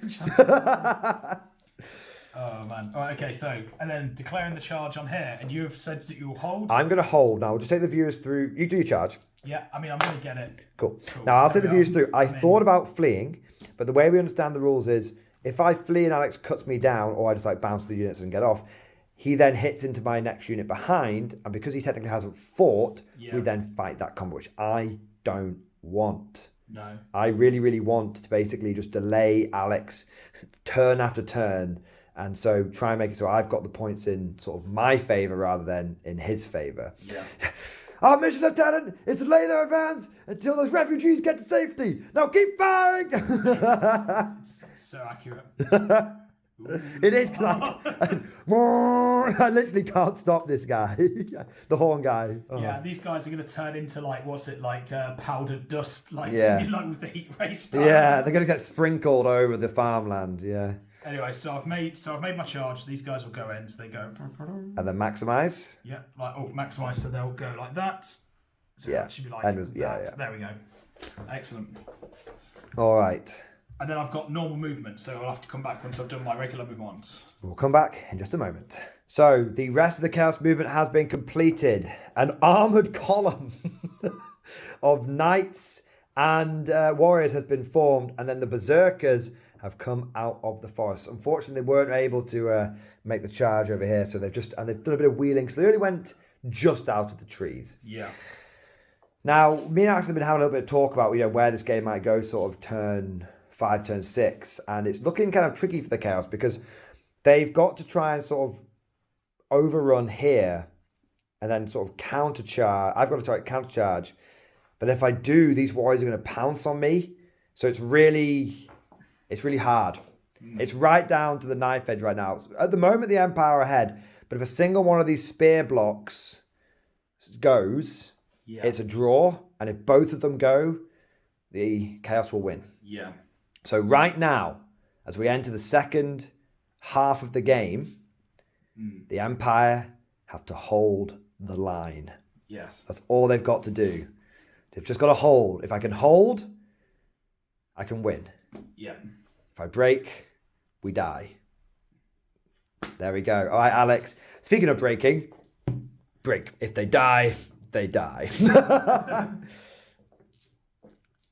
Okay, let's do some attacks. You just off camera, you mentioned something. You think the marching column wasn't the right formation. Just share that with the. Yeah. So the problem with the marching column is I didn't have any way to clear the chaff that was getting in front of me. I think if I'd taken the Ruby Ring of Ruin or like if I had some sort of spellcaster or some sort of range stuff to clear the chaff, I could have just marched up the table. But like it really does, it sets you back a turn having to then get back into fighting formation. Yeah. So I feel like would I have preferred to have gone 12 inches, reform, and then potentially set up to charge, or would I rather go 8 inches and then go another 8 inches and then potentially charge? Can you make your guys drilled, or are they just not that kind of soldier?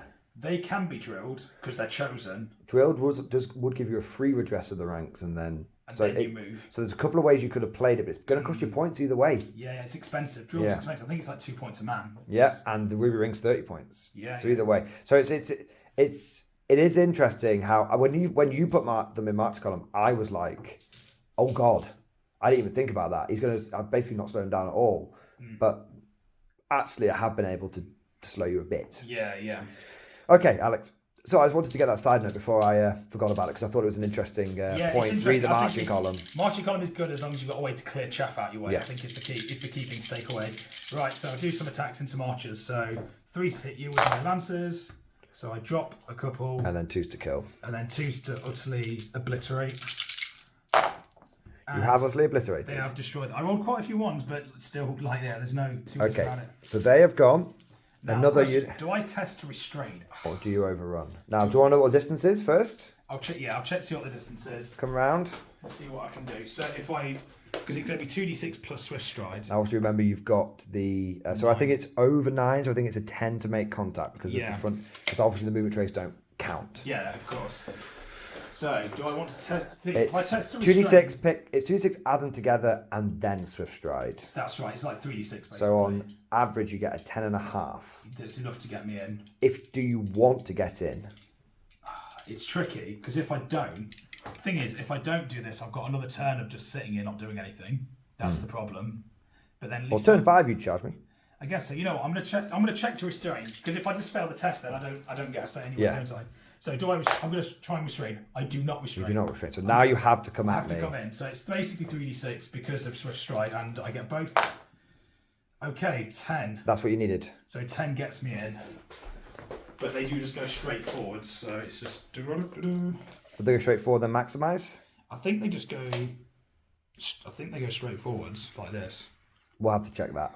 Yeah, we'll try to nudge you guys because it's a overrun, not a charge. At the beginning of combat would be maximise? I'm not sure. Interesting.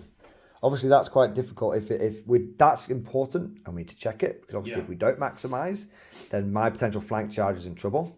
If we do maximise, my flank charge is okay. You'll be fine. Yeah.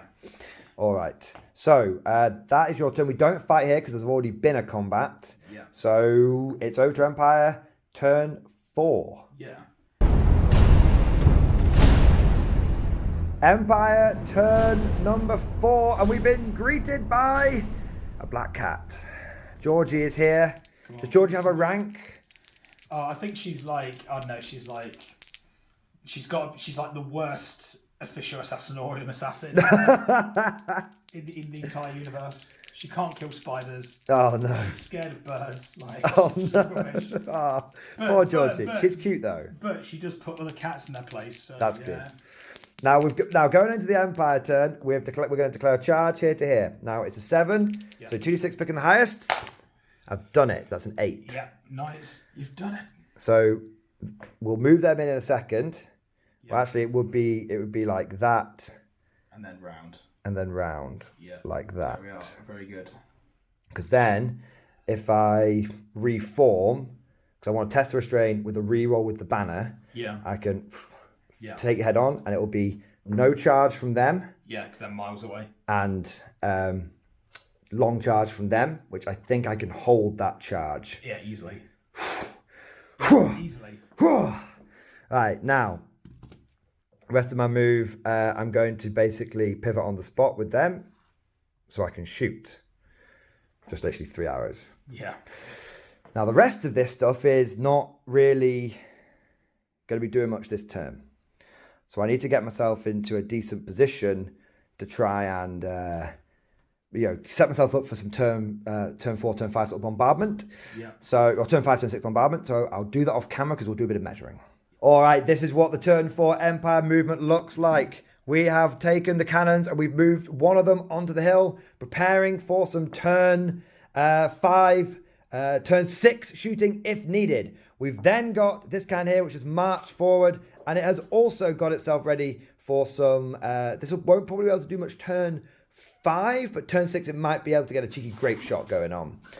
We've also got the arch, which has just moved around here. Really not much elsewhere for them to go, but they might be able to move on to the hill in the following turn and pop some shots into you. The mage has gone on to here. I've turned around here. Now, the big thing is, I can't wind blast you, Alex, but I can Stormcaller you. Okay. And Stormcaller would give you, if I put him on this unit, it's matched onto your move and your initiative. Yes. Which would mean I get to strike first with my charging unit. Yes. So we want to try and get this off. I have got it off on a total of a 10. So you will need a 5 and a 6 or a double 6. Okay. Fated Dispel. No. No. So that has Stormcaller you. Okay. Slow down a little bit. So you're down. Now then, I have 3 archers. That's it. I've got 3 archers, and I'm gonna archer you in the over here. So I've moved and probably long range. Double check. 12 inches and one guy. Yeah, one guy. 2 guys. I'd say one guy. One guy. So one guy hitting on a 5. No. And one guy hitting on a 6. No. And then the marksman hitting on a 5. Not in the trait. No. Okay. So just ping, ping, ping. All right. Then we get to combat. Okay. Drive them, men! Drive them for the Emperor! So I'm down to initiative 6. Yeah. So, I'm coming over here. Are you going to do any challenges since it's your turn? I could challenge your leader, which I think that's a good call. Yeah. I think I beat your leader in a duel. Yeah. Because I've got full plate and a ward save, and he's only got 3 attacks. Yeah. So I think I beat your leader in a duel. I think you beat me in a duel, but if I fight you, then at least I don't. There's no chance of you killing more of my knights. True. Because they're only 1 wound apiece. That's the thing. But then, it's a good. Yes, it's tricky. And then I could then, if I don't challenge, I could challenge with a unit sergeant. He would technically fight first. Yeah. Doesn't feel great. I mean, your unit sergeant will probably just die and give me combat res, though. I think I challenge you with my general. Do you want to accept? I'll accept with the champion. Okay. So I've got 5 attacks. Okay. I am weapon skill 5. I think weapon skill 5. So force hit me. Oh dear. 2 hits? No, it's okay. I'll put those 3s to one side because I'm not sure because I'm a general of the Empire. If I am higher than that. And what, you strength 6? Oh no, he's got the fencing blade. He's got the fencing blade. So he's strength 4. Yes. He's got a wound. AP -1. Yeah. So 3 up save. He's got him. 6 up ward. He's got him. Okay. That could have gone. That was good. It was looking dicey for a moment there, Alex. Rolling on 3 up saves is should have passed it, but never mind. We'll keep those 2 3s to one side in case it matters for combat res. Yep.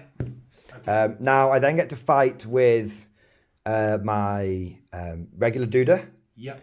That's a regular duder. My BSB. Yep. He's going to pistol whip you. Okay. And he's got brace pistols. So he gets to shoot me in combat, basically. Does he get to shoot me in combat? It just gives an extra attack. Okay. Extra hand weapons. I don't think I get to shoot you in combat. It's very important. I'm actually going to check. So if you can shoot you in combat, that's amazing. Be back in a second. So we've checked, and all it does is give me an extra attack now, which is fine. I get 3 attacks. So I'm weapon skill 4, or I'm not high weapon skill. Yeah. So force hit me. He's 2 done hits. it. Now it'll be forced to wound you. Force to wound me. No. No wounds. Okay. And then the spearman. So I'll have my champion will make way. So I'll have 1, 2.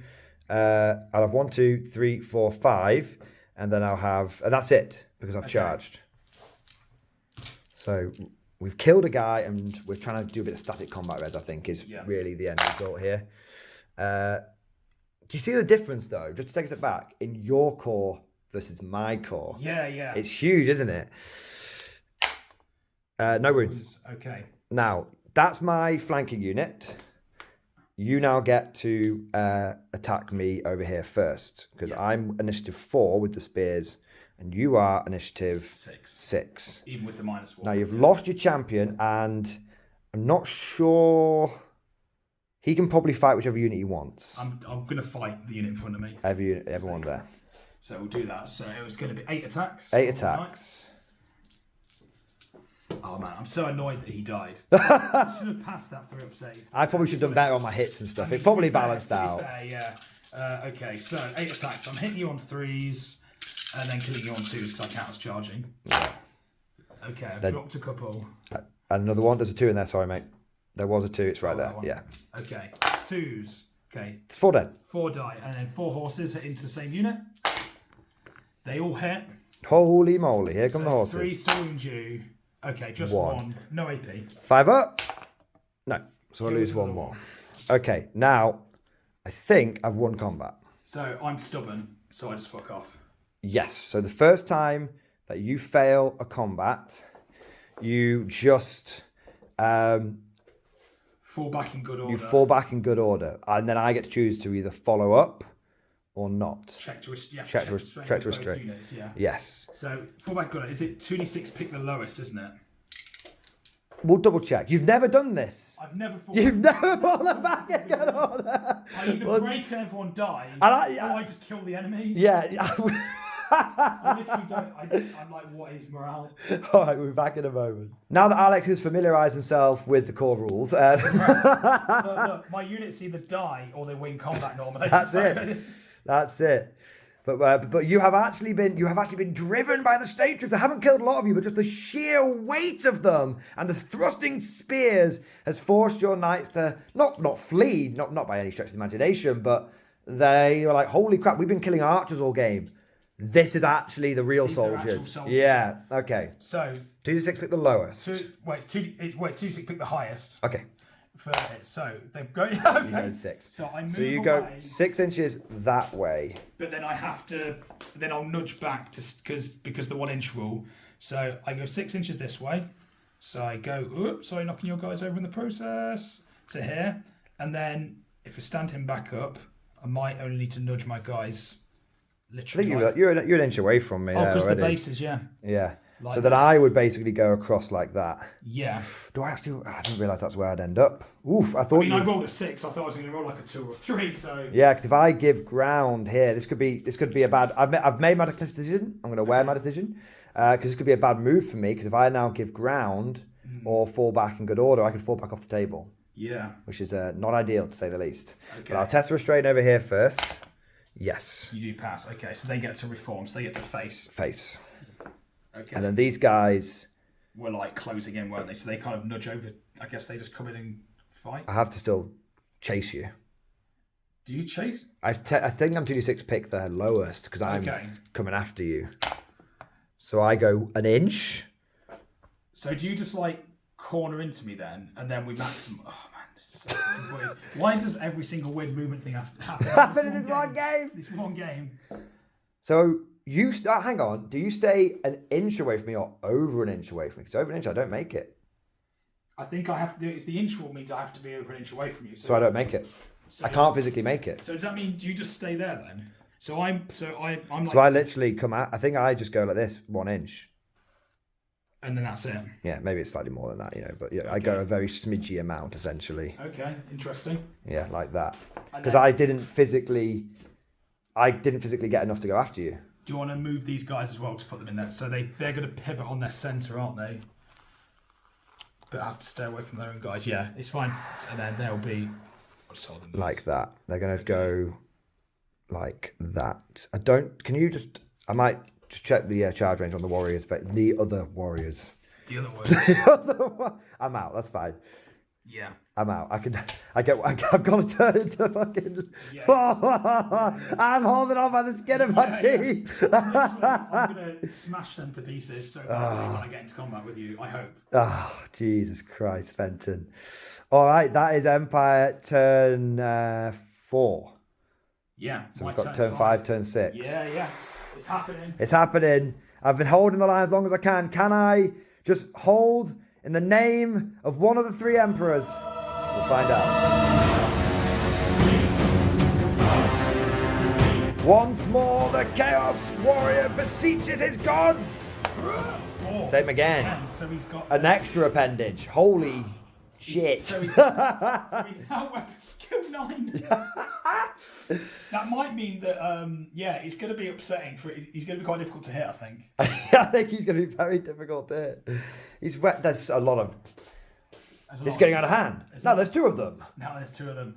Or 3 of them, maybe, depending on how we started with to begin with. Right, so charges then. Charges I want to make, charges I don't want to make. So these guys are going to charge into them. Okay. So I'm guessing that I'd wheel to a line and then go into your front. Yes. Yeah. And then maximise. And then maximise, yeah. So I'll roll that now. I'm assuming you're going to hold there. I will hold. Well, no, got to declare the charge, right? Do it properly. So they will charge them. Yep. These guys have got to attempt to charge them because they are frenzied. I don't mean to alarm you, Alex. What's that? I'm standing and shooting.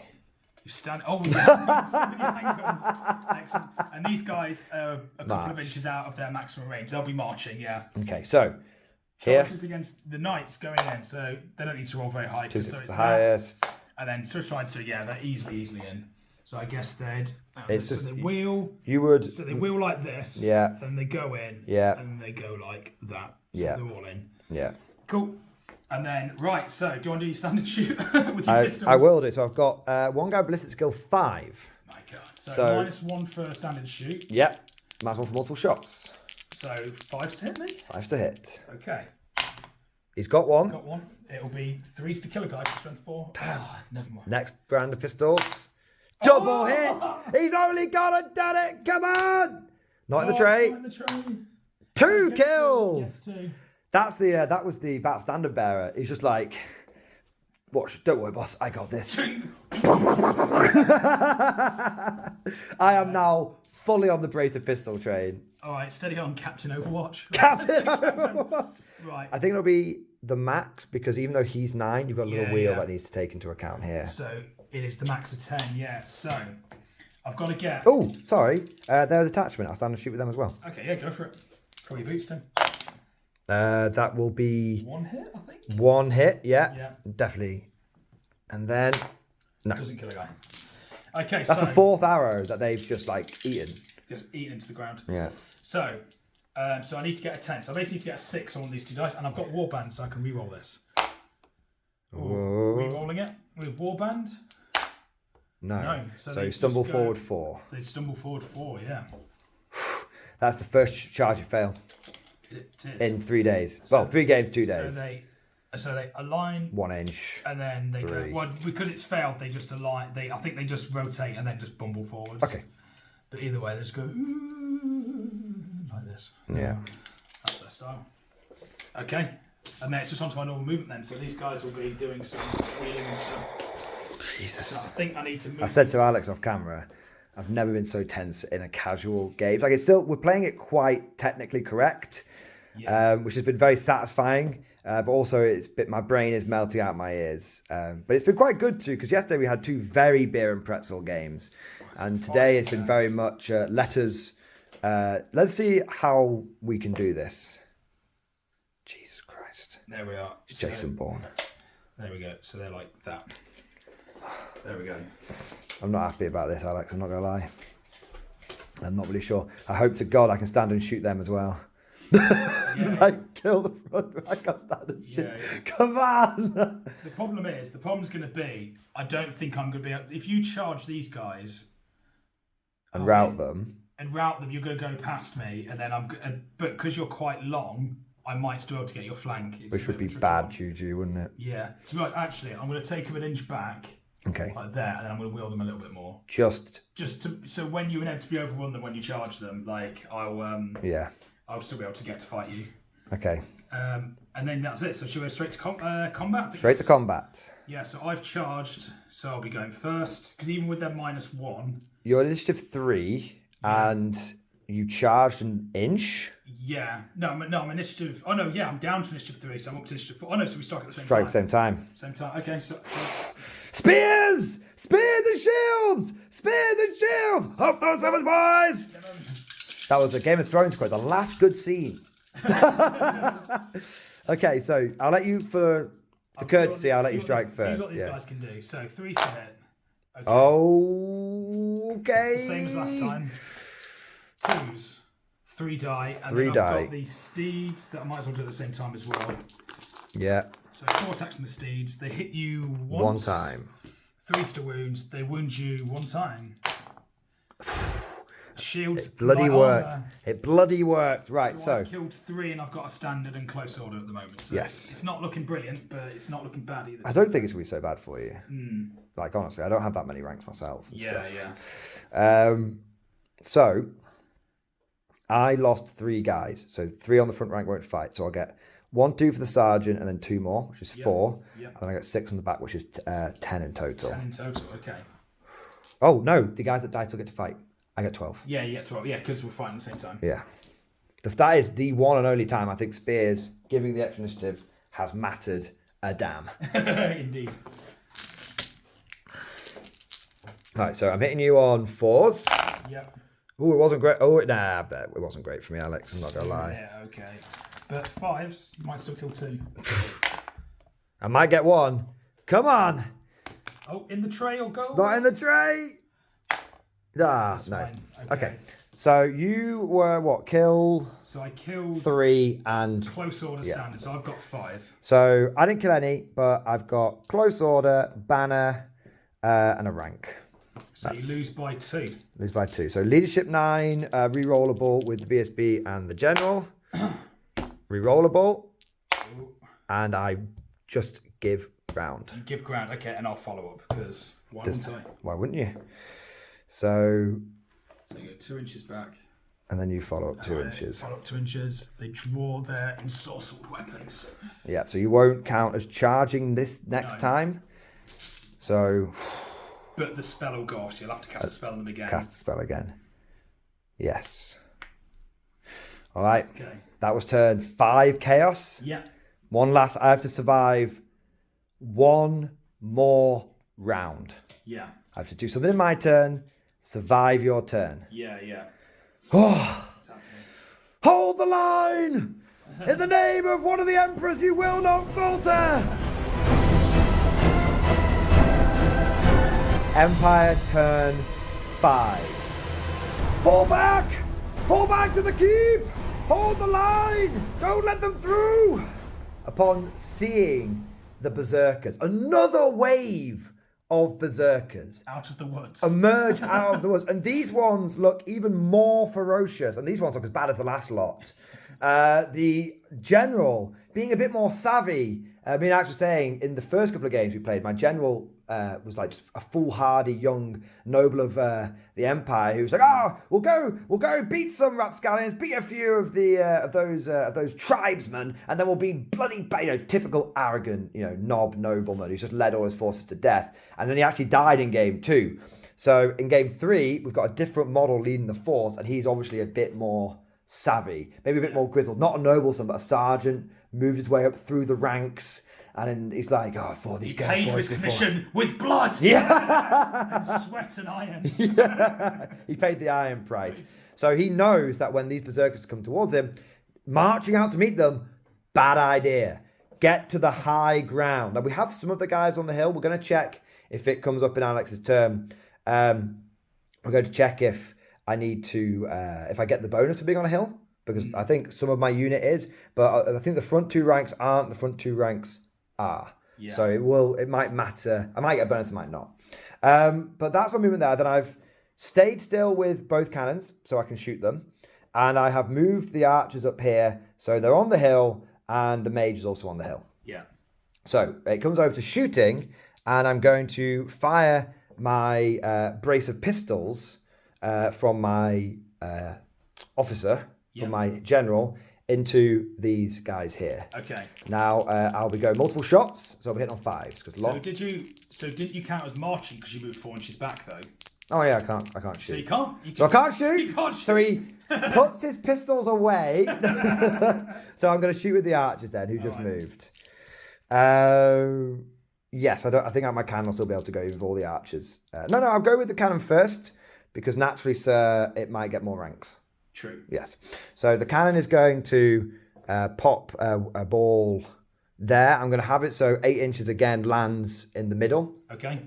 We don't really need to know exactly where it is. We know where the distance is. It's finally a misfire. It's a misfire. It can't fire for the rest of the game. Okay. Is that one where it flips over? Yeah, it flips over. I was really worried that it would blow up, and that points to you. I was thinking, if I was you, I wasn't gonna say it. I was thinking, don't fire. Don't fire, because don't fire. Same with. I mean, I don't think. I don't know what. Yeah, I think we might call it with the next one. Yeah. We'll shoot the archers first, see if they can get a bit of the job done. So this will be 6s because I've moved. Is that into these guys? Yeah, moved long range. Yeah. And there's no sergeant in that unit. Okay. 1 hit. Singular hit. Forced to kill me. Got 1. What is armor? And then the mage is going to firstly hex them. Okay. So we fight at the same time. Okay.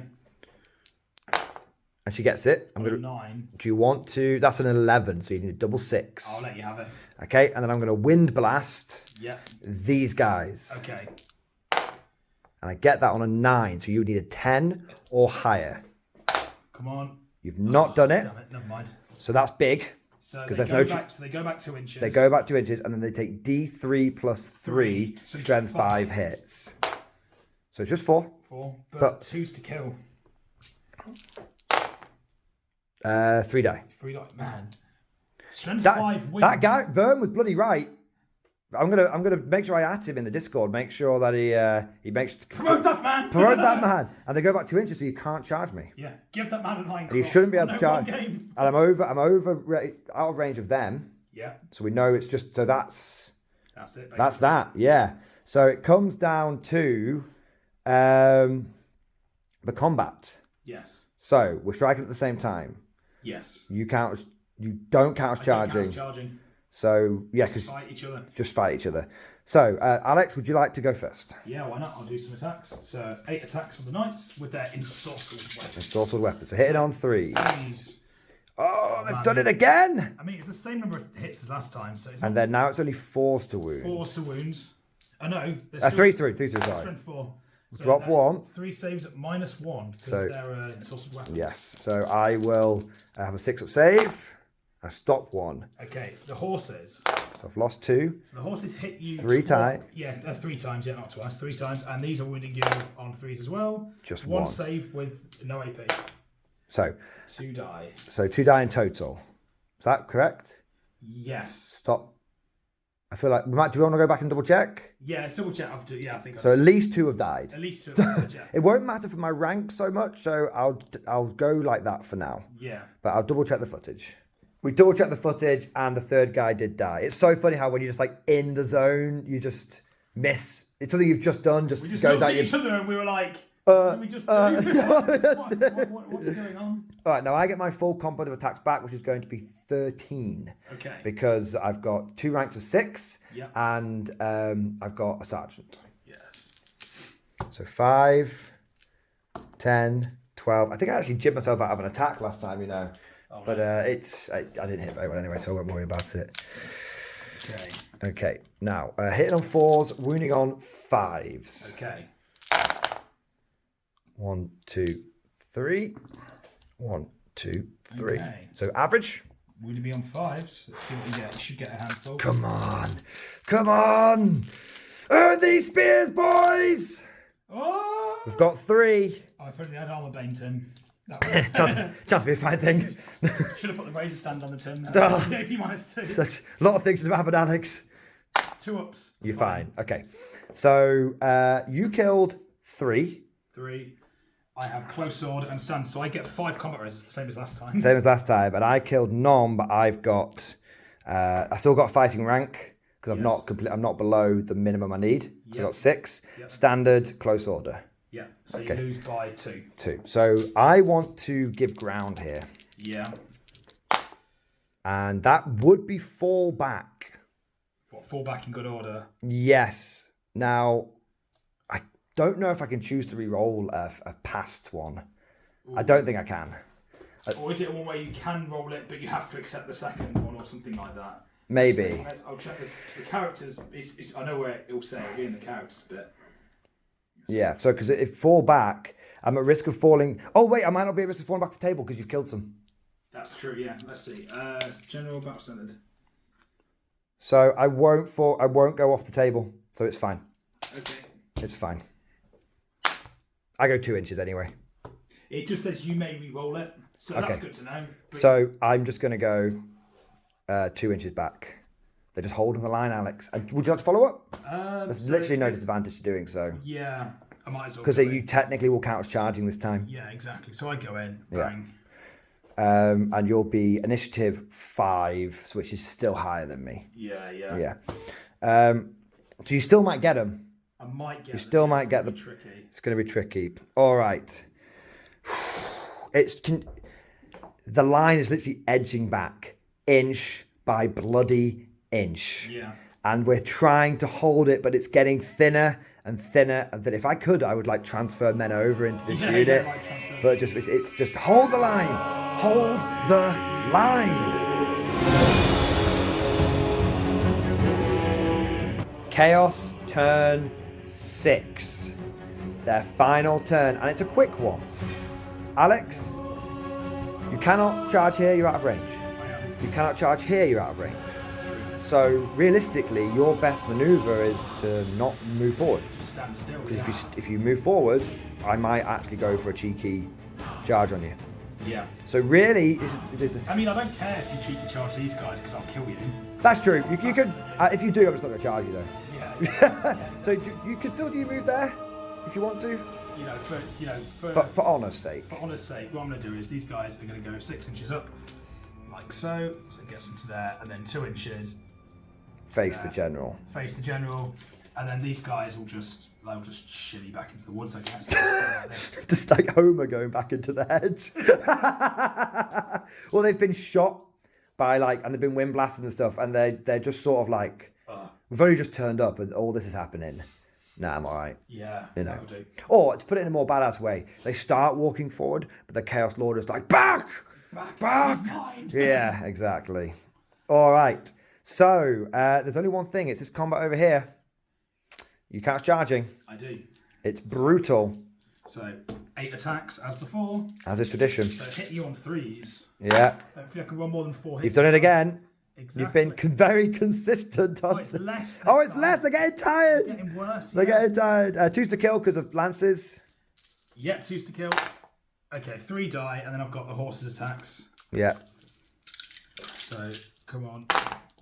Oh, that's cock dice. 1 hit. 1 hit. Yeah, because the horses are weapon skill 3. Wounds you, so save. Don't save it. So you actually kill 4 this time. Kill 4, okay. Now, I've lost 4. So I've got a fighting rank on the front of 6, but there's a sergeant, so I get a total of 3 attacks. Yep. Okay.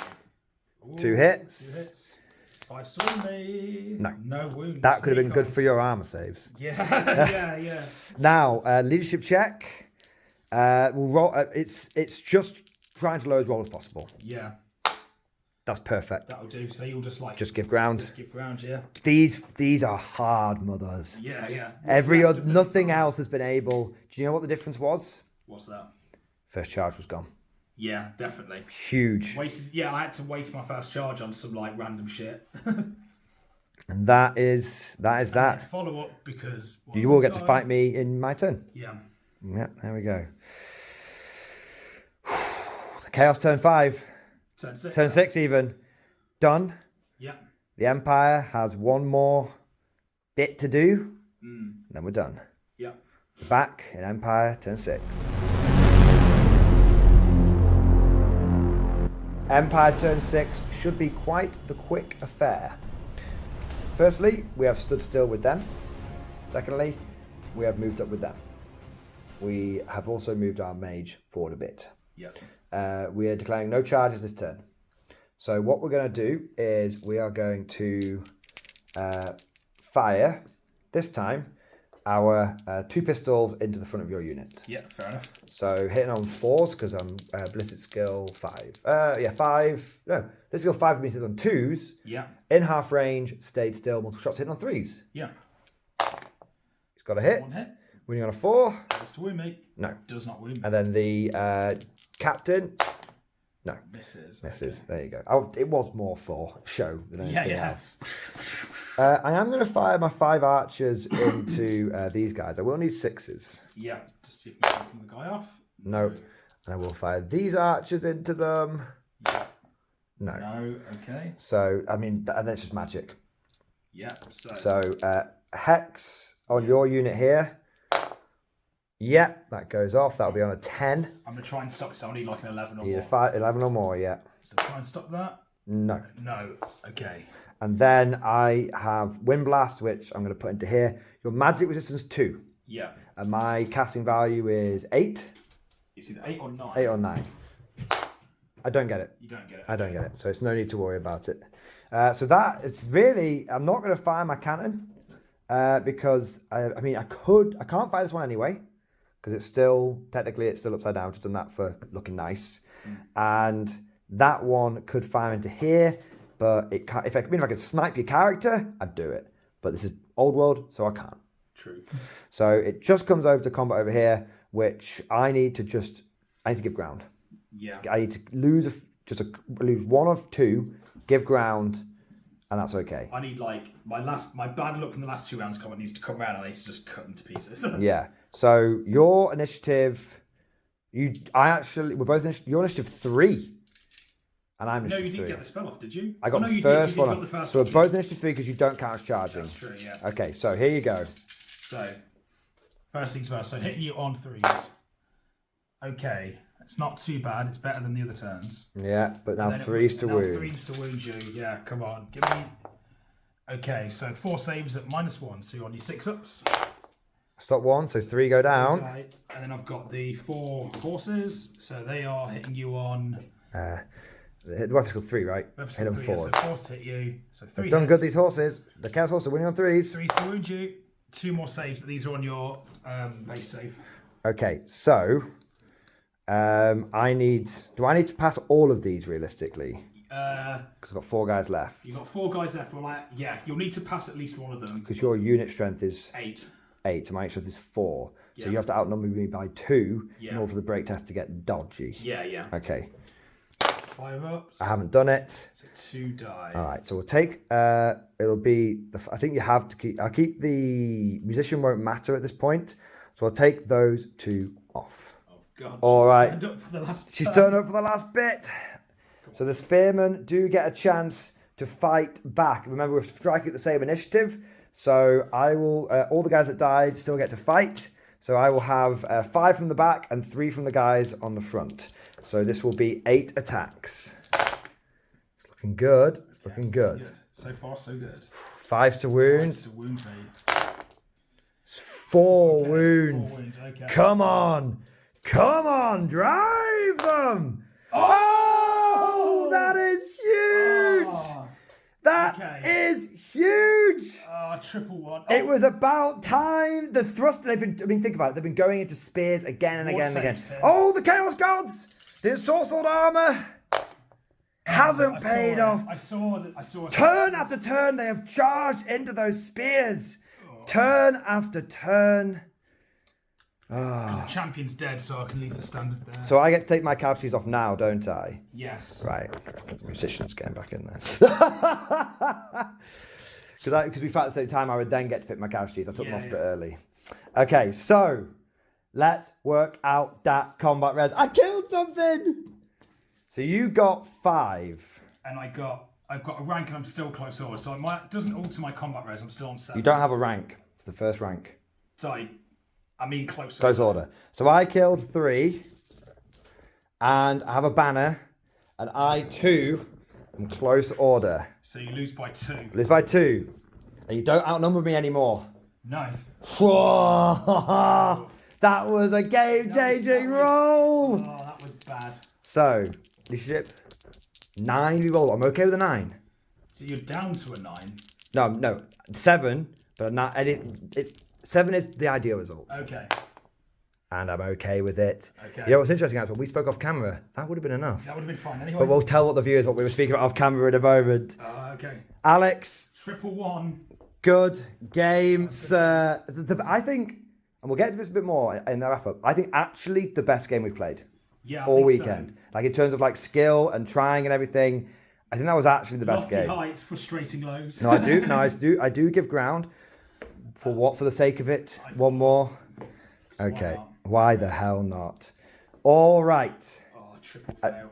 That. Could you feel it in your bones? I just thought I knew I was going to fail. Maybe I thought I'm going to fail like 1, and then I was like triple 1. I was like, oh dear. No CP reroll. No CP reroll. But let's just take a look at the board for a moment. Remove the tray. Remove the dice. As quiet falls upon this battlefield, and these 2 battered forces have exhausted themselves, we see a big block of Empire State troops desperately but organizedly, orderly, falling back onto the high ground. And we see the Chaos Lord prepared to go up after them. We have unit marauders slinking back into the forests. They're sick of getting wind blasted and arrows chucked at them. And then a unit of chosen knights who all gain 8 rounds of combat at least have pursued those spearmen. And at the final hurdle, maybe the spearmen got a little bit of maybe they started working out where the weak spots were. Maybe it was just they slipped on all the blood and they fell out of the saddles. But in the final moment, the spearmen were able to actually get some kills and do what the Empire does. Hold that line. Hold the damn line. Let's work out who the survivors are, work out the points. We'll be back in just a moment. So here we are at the end of the battle. And these are the battered survivors from both armies. For the Chaos, a unit of marauders, a single chosen knight, and an untouched unit of chosen warriors and a lord. For the Empire, the casualties were very mighty. We've lost almost a full unit of spearmen. Our archer forces have been decimated, and interestingly, both generals' units remained untouched. One of the cannons, definitely this one, has misfired, but otherwise is okay. and the other one is all right as well. So pretty heavy casualties on both sides. If we look over at the actual casualties pile, you see for the Empire pretty much an entire unit of spearmen and all of our chaff. And then for the Chaos, it might seem like there's a lot there, but if you actually look, really it's a bunch of Marauders. And then apart from that last turn, it really would have just been the Chariot, the only thing of value that was lost. So I feel like casualties were heavy on both sides, and probably model for model, I suspect the Empire lost a bit more. I lost 20, roughly about 44 guys. Roughly, you haven't lost 44 guys. No. So the Empire has spent bodies to try and achieve something on the battlefield. Speaking of which, we should get to the final score. So the Chaos Forces killed 2 units of Free Company, 2 units of Archers, and they also got 25% for one of the units of Spearmen. This meant that they got 186 points, which is, considering after 6 rounds of furious combat, seems low, but those Free Company are only 30 points each. Yeah, the Archers are only 40 points each. For the Empire, we got 120 points for killing a unit of Marauders. We got 96 points for killing the Skirmishing Marauders, ones that were cut down by the Archers. And then we got 110 points for the Chariot that we farted off the table. Yeah. And then we got 57 points for the Chosen Horsemen. And that meant that in total we got 383 points for a 197 point difference for a minor victory. It's nowhere near a crushing victory. To get a crushing victory, you have to get double your opponent's points and 100 on top of that as well. So it's just... yeah, we're not there. So, Alex, very, very good game, sir. Thank you very much, man. Yeah. We'll do a few brief final thoughts, and then, of course, as is tradition, we'll do a proper after-action report for the nitty-gritty for those people that really want the extra detail. Sounds good. So, what I would say, the number one thing that I think would be interesting for people to know is what would the difference have been if the Chaos Horsemen at the end hadn't failed their saves and they had managed to get that Empire unit. Or if I'd only just failed one, I think that would have been enough as well. Like you would have made me flee. Yeah. Or nearly almost guaranteed to make me flee. So if you had managed to get the Empire unit, then what would have happened is it would have pushed you up to a draw, because you would have you wouldn't have lost as many points yourself, and also you would have potentially got a banner.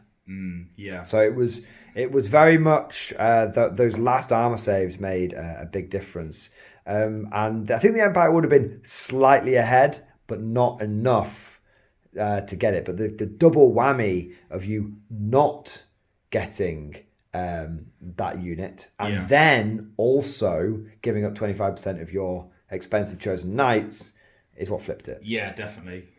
It was a very, very dicey final turn, that, because when me and Alex worked it out off camera, we were like, oh, it's going to be a draw. We've got like one leadership test, we'll be fine.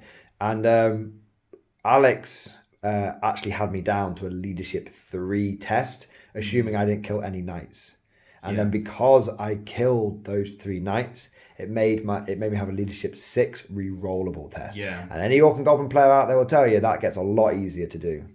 As it was, I think I ended up rolling a 3 or 4 anyway, so it wasn't too bad. But it definitely would have been. It was a very those 3 knights going down was a big swing. Yeah. Really big swing. So that's sort of my final thought on where the game ended. Alex, give us 60 seconds down, then we'll pick your brains in the follow-up video.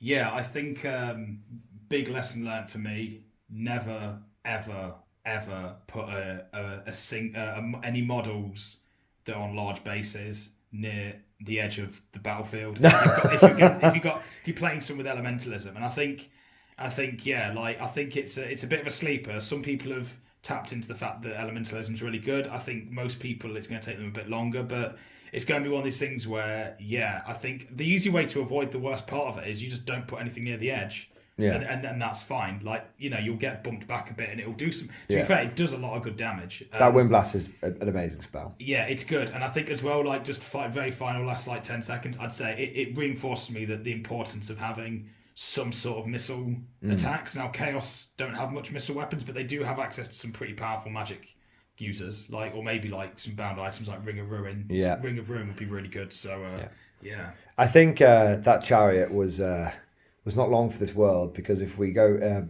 both of my cannons hit when they fired. So I think it was either getting fired off the table or it was getting shot off the table. But it was a really good demonstration, I think, for people. It was the best possible demonstration you could have for Wind Blast. Yeah. And I hope that people take away that this is a spell that you definitely, if you're a shooting army that needs to buy time to allow your guns to do work, you need to start looking into elementalism. Yeah, I would. It wouldn't surprise me if they ever did a little bit of a tweak to the rules, in a few years' time, that they might go,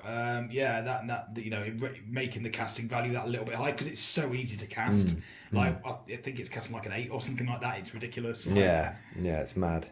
But yeah, that was sort of our general impression. It was a very, very good game, a very tactical game, a very cagey game, but hopefully it's a game that, as sort of what we're trying to do with these older battle reports, is step by step get the armies looking better. We're now up to movement trays and everything now. We're getting the armies there, but also step by step getting the rules better. Yeah. Definitely the first 2 games that I played, it almost we don't worry about the rules, we just shut the models down and get a feel for the game. This was the 3rd battle report we've done for Old World, and it felt like the one where we put the most effort into getting the rules right. So I just want to say here and now a huge thank you to Alex for that, because we definitely had our noses in that rule book for a significant, more than we thought, for a significant portion of the game. But at no point did either one of us get frustrated, and it could be very easy for Alex to get frustrated when I'm like, let's double check that chart, double check this, double check how elemental works, check the casting value. But he didn't. He was an absolute gent, and he was constantly looking things up for me whilst I was doing filming and stuff like that. So thank you very much for that. Thank you very much, Alex, for that. I do appreciate it. Yeah, not a problem at all, dude. All right, but having said all that, I hope you guys enjoyed the battle report as well. Let us know what you thought down in the comment section. Of course, please lambast me for the cheesy Wind Blast, and also please, but also let me know if you enjoyed this more tactical, this more precise style of game, or if you prefer the more beer and pretzels one, because we're happy to accommodate you guys either way. If you did enjoy this game, then make sure you smash that like button, and you also subscribe to never miss an episode. And let us know what other armies you would like to see. Alex, you've got your Chaos and you're working on that for a little bit, but is there any other older armies you've kind of got your eye on? Maybe an Order one? Oh, I don't know. I think I'm going to have to continue going evil, so I might expand it to Beastmen a little bit to get some allies in and some monsters. That'd be pretty cool. They have some cool monsters. Nice. So let us know if you want to see some Beastmen from Alex, and let us know what armies you want to see from my side. Do you want to see Dwarves next, or Bretonia, or maybe some Orcs and Goblins? And of course, let us know which units you've got your eye on. I'm eyeing up a Hellblaster Volley myself, Alex. Anything for you? Oh, Dragon Ogres. Dragon Ogres, okay. If I can find them. They're hiding. They're hiding in the hills. Exactly. So give us all of your thoughts. Before we go, I just want to say a massive, massive thank you to all of the channel members and the patrons. You guys are the lifeblood of this channel. You allow us to do what we do here. You allow us to actually play new game systems, do lots of battle reports, and try and just bring as much content to you as possible. So a big, big 07, a big thank you to all the channel members and patrons. But that's all for now. Thank you for watching. Of course, as always, see you guys next time.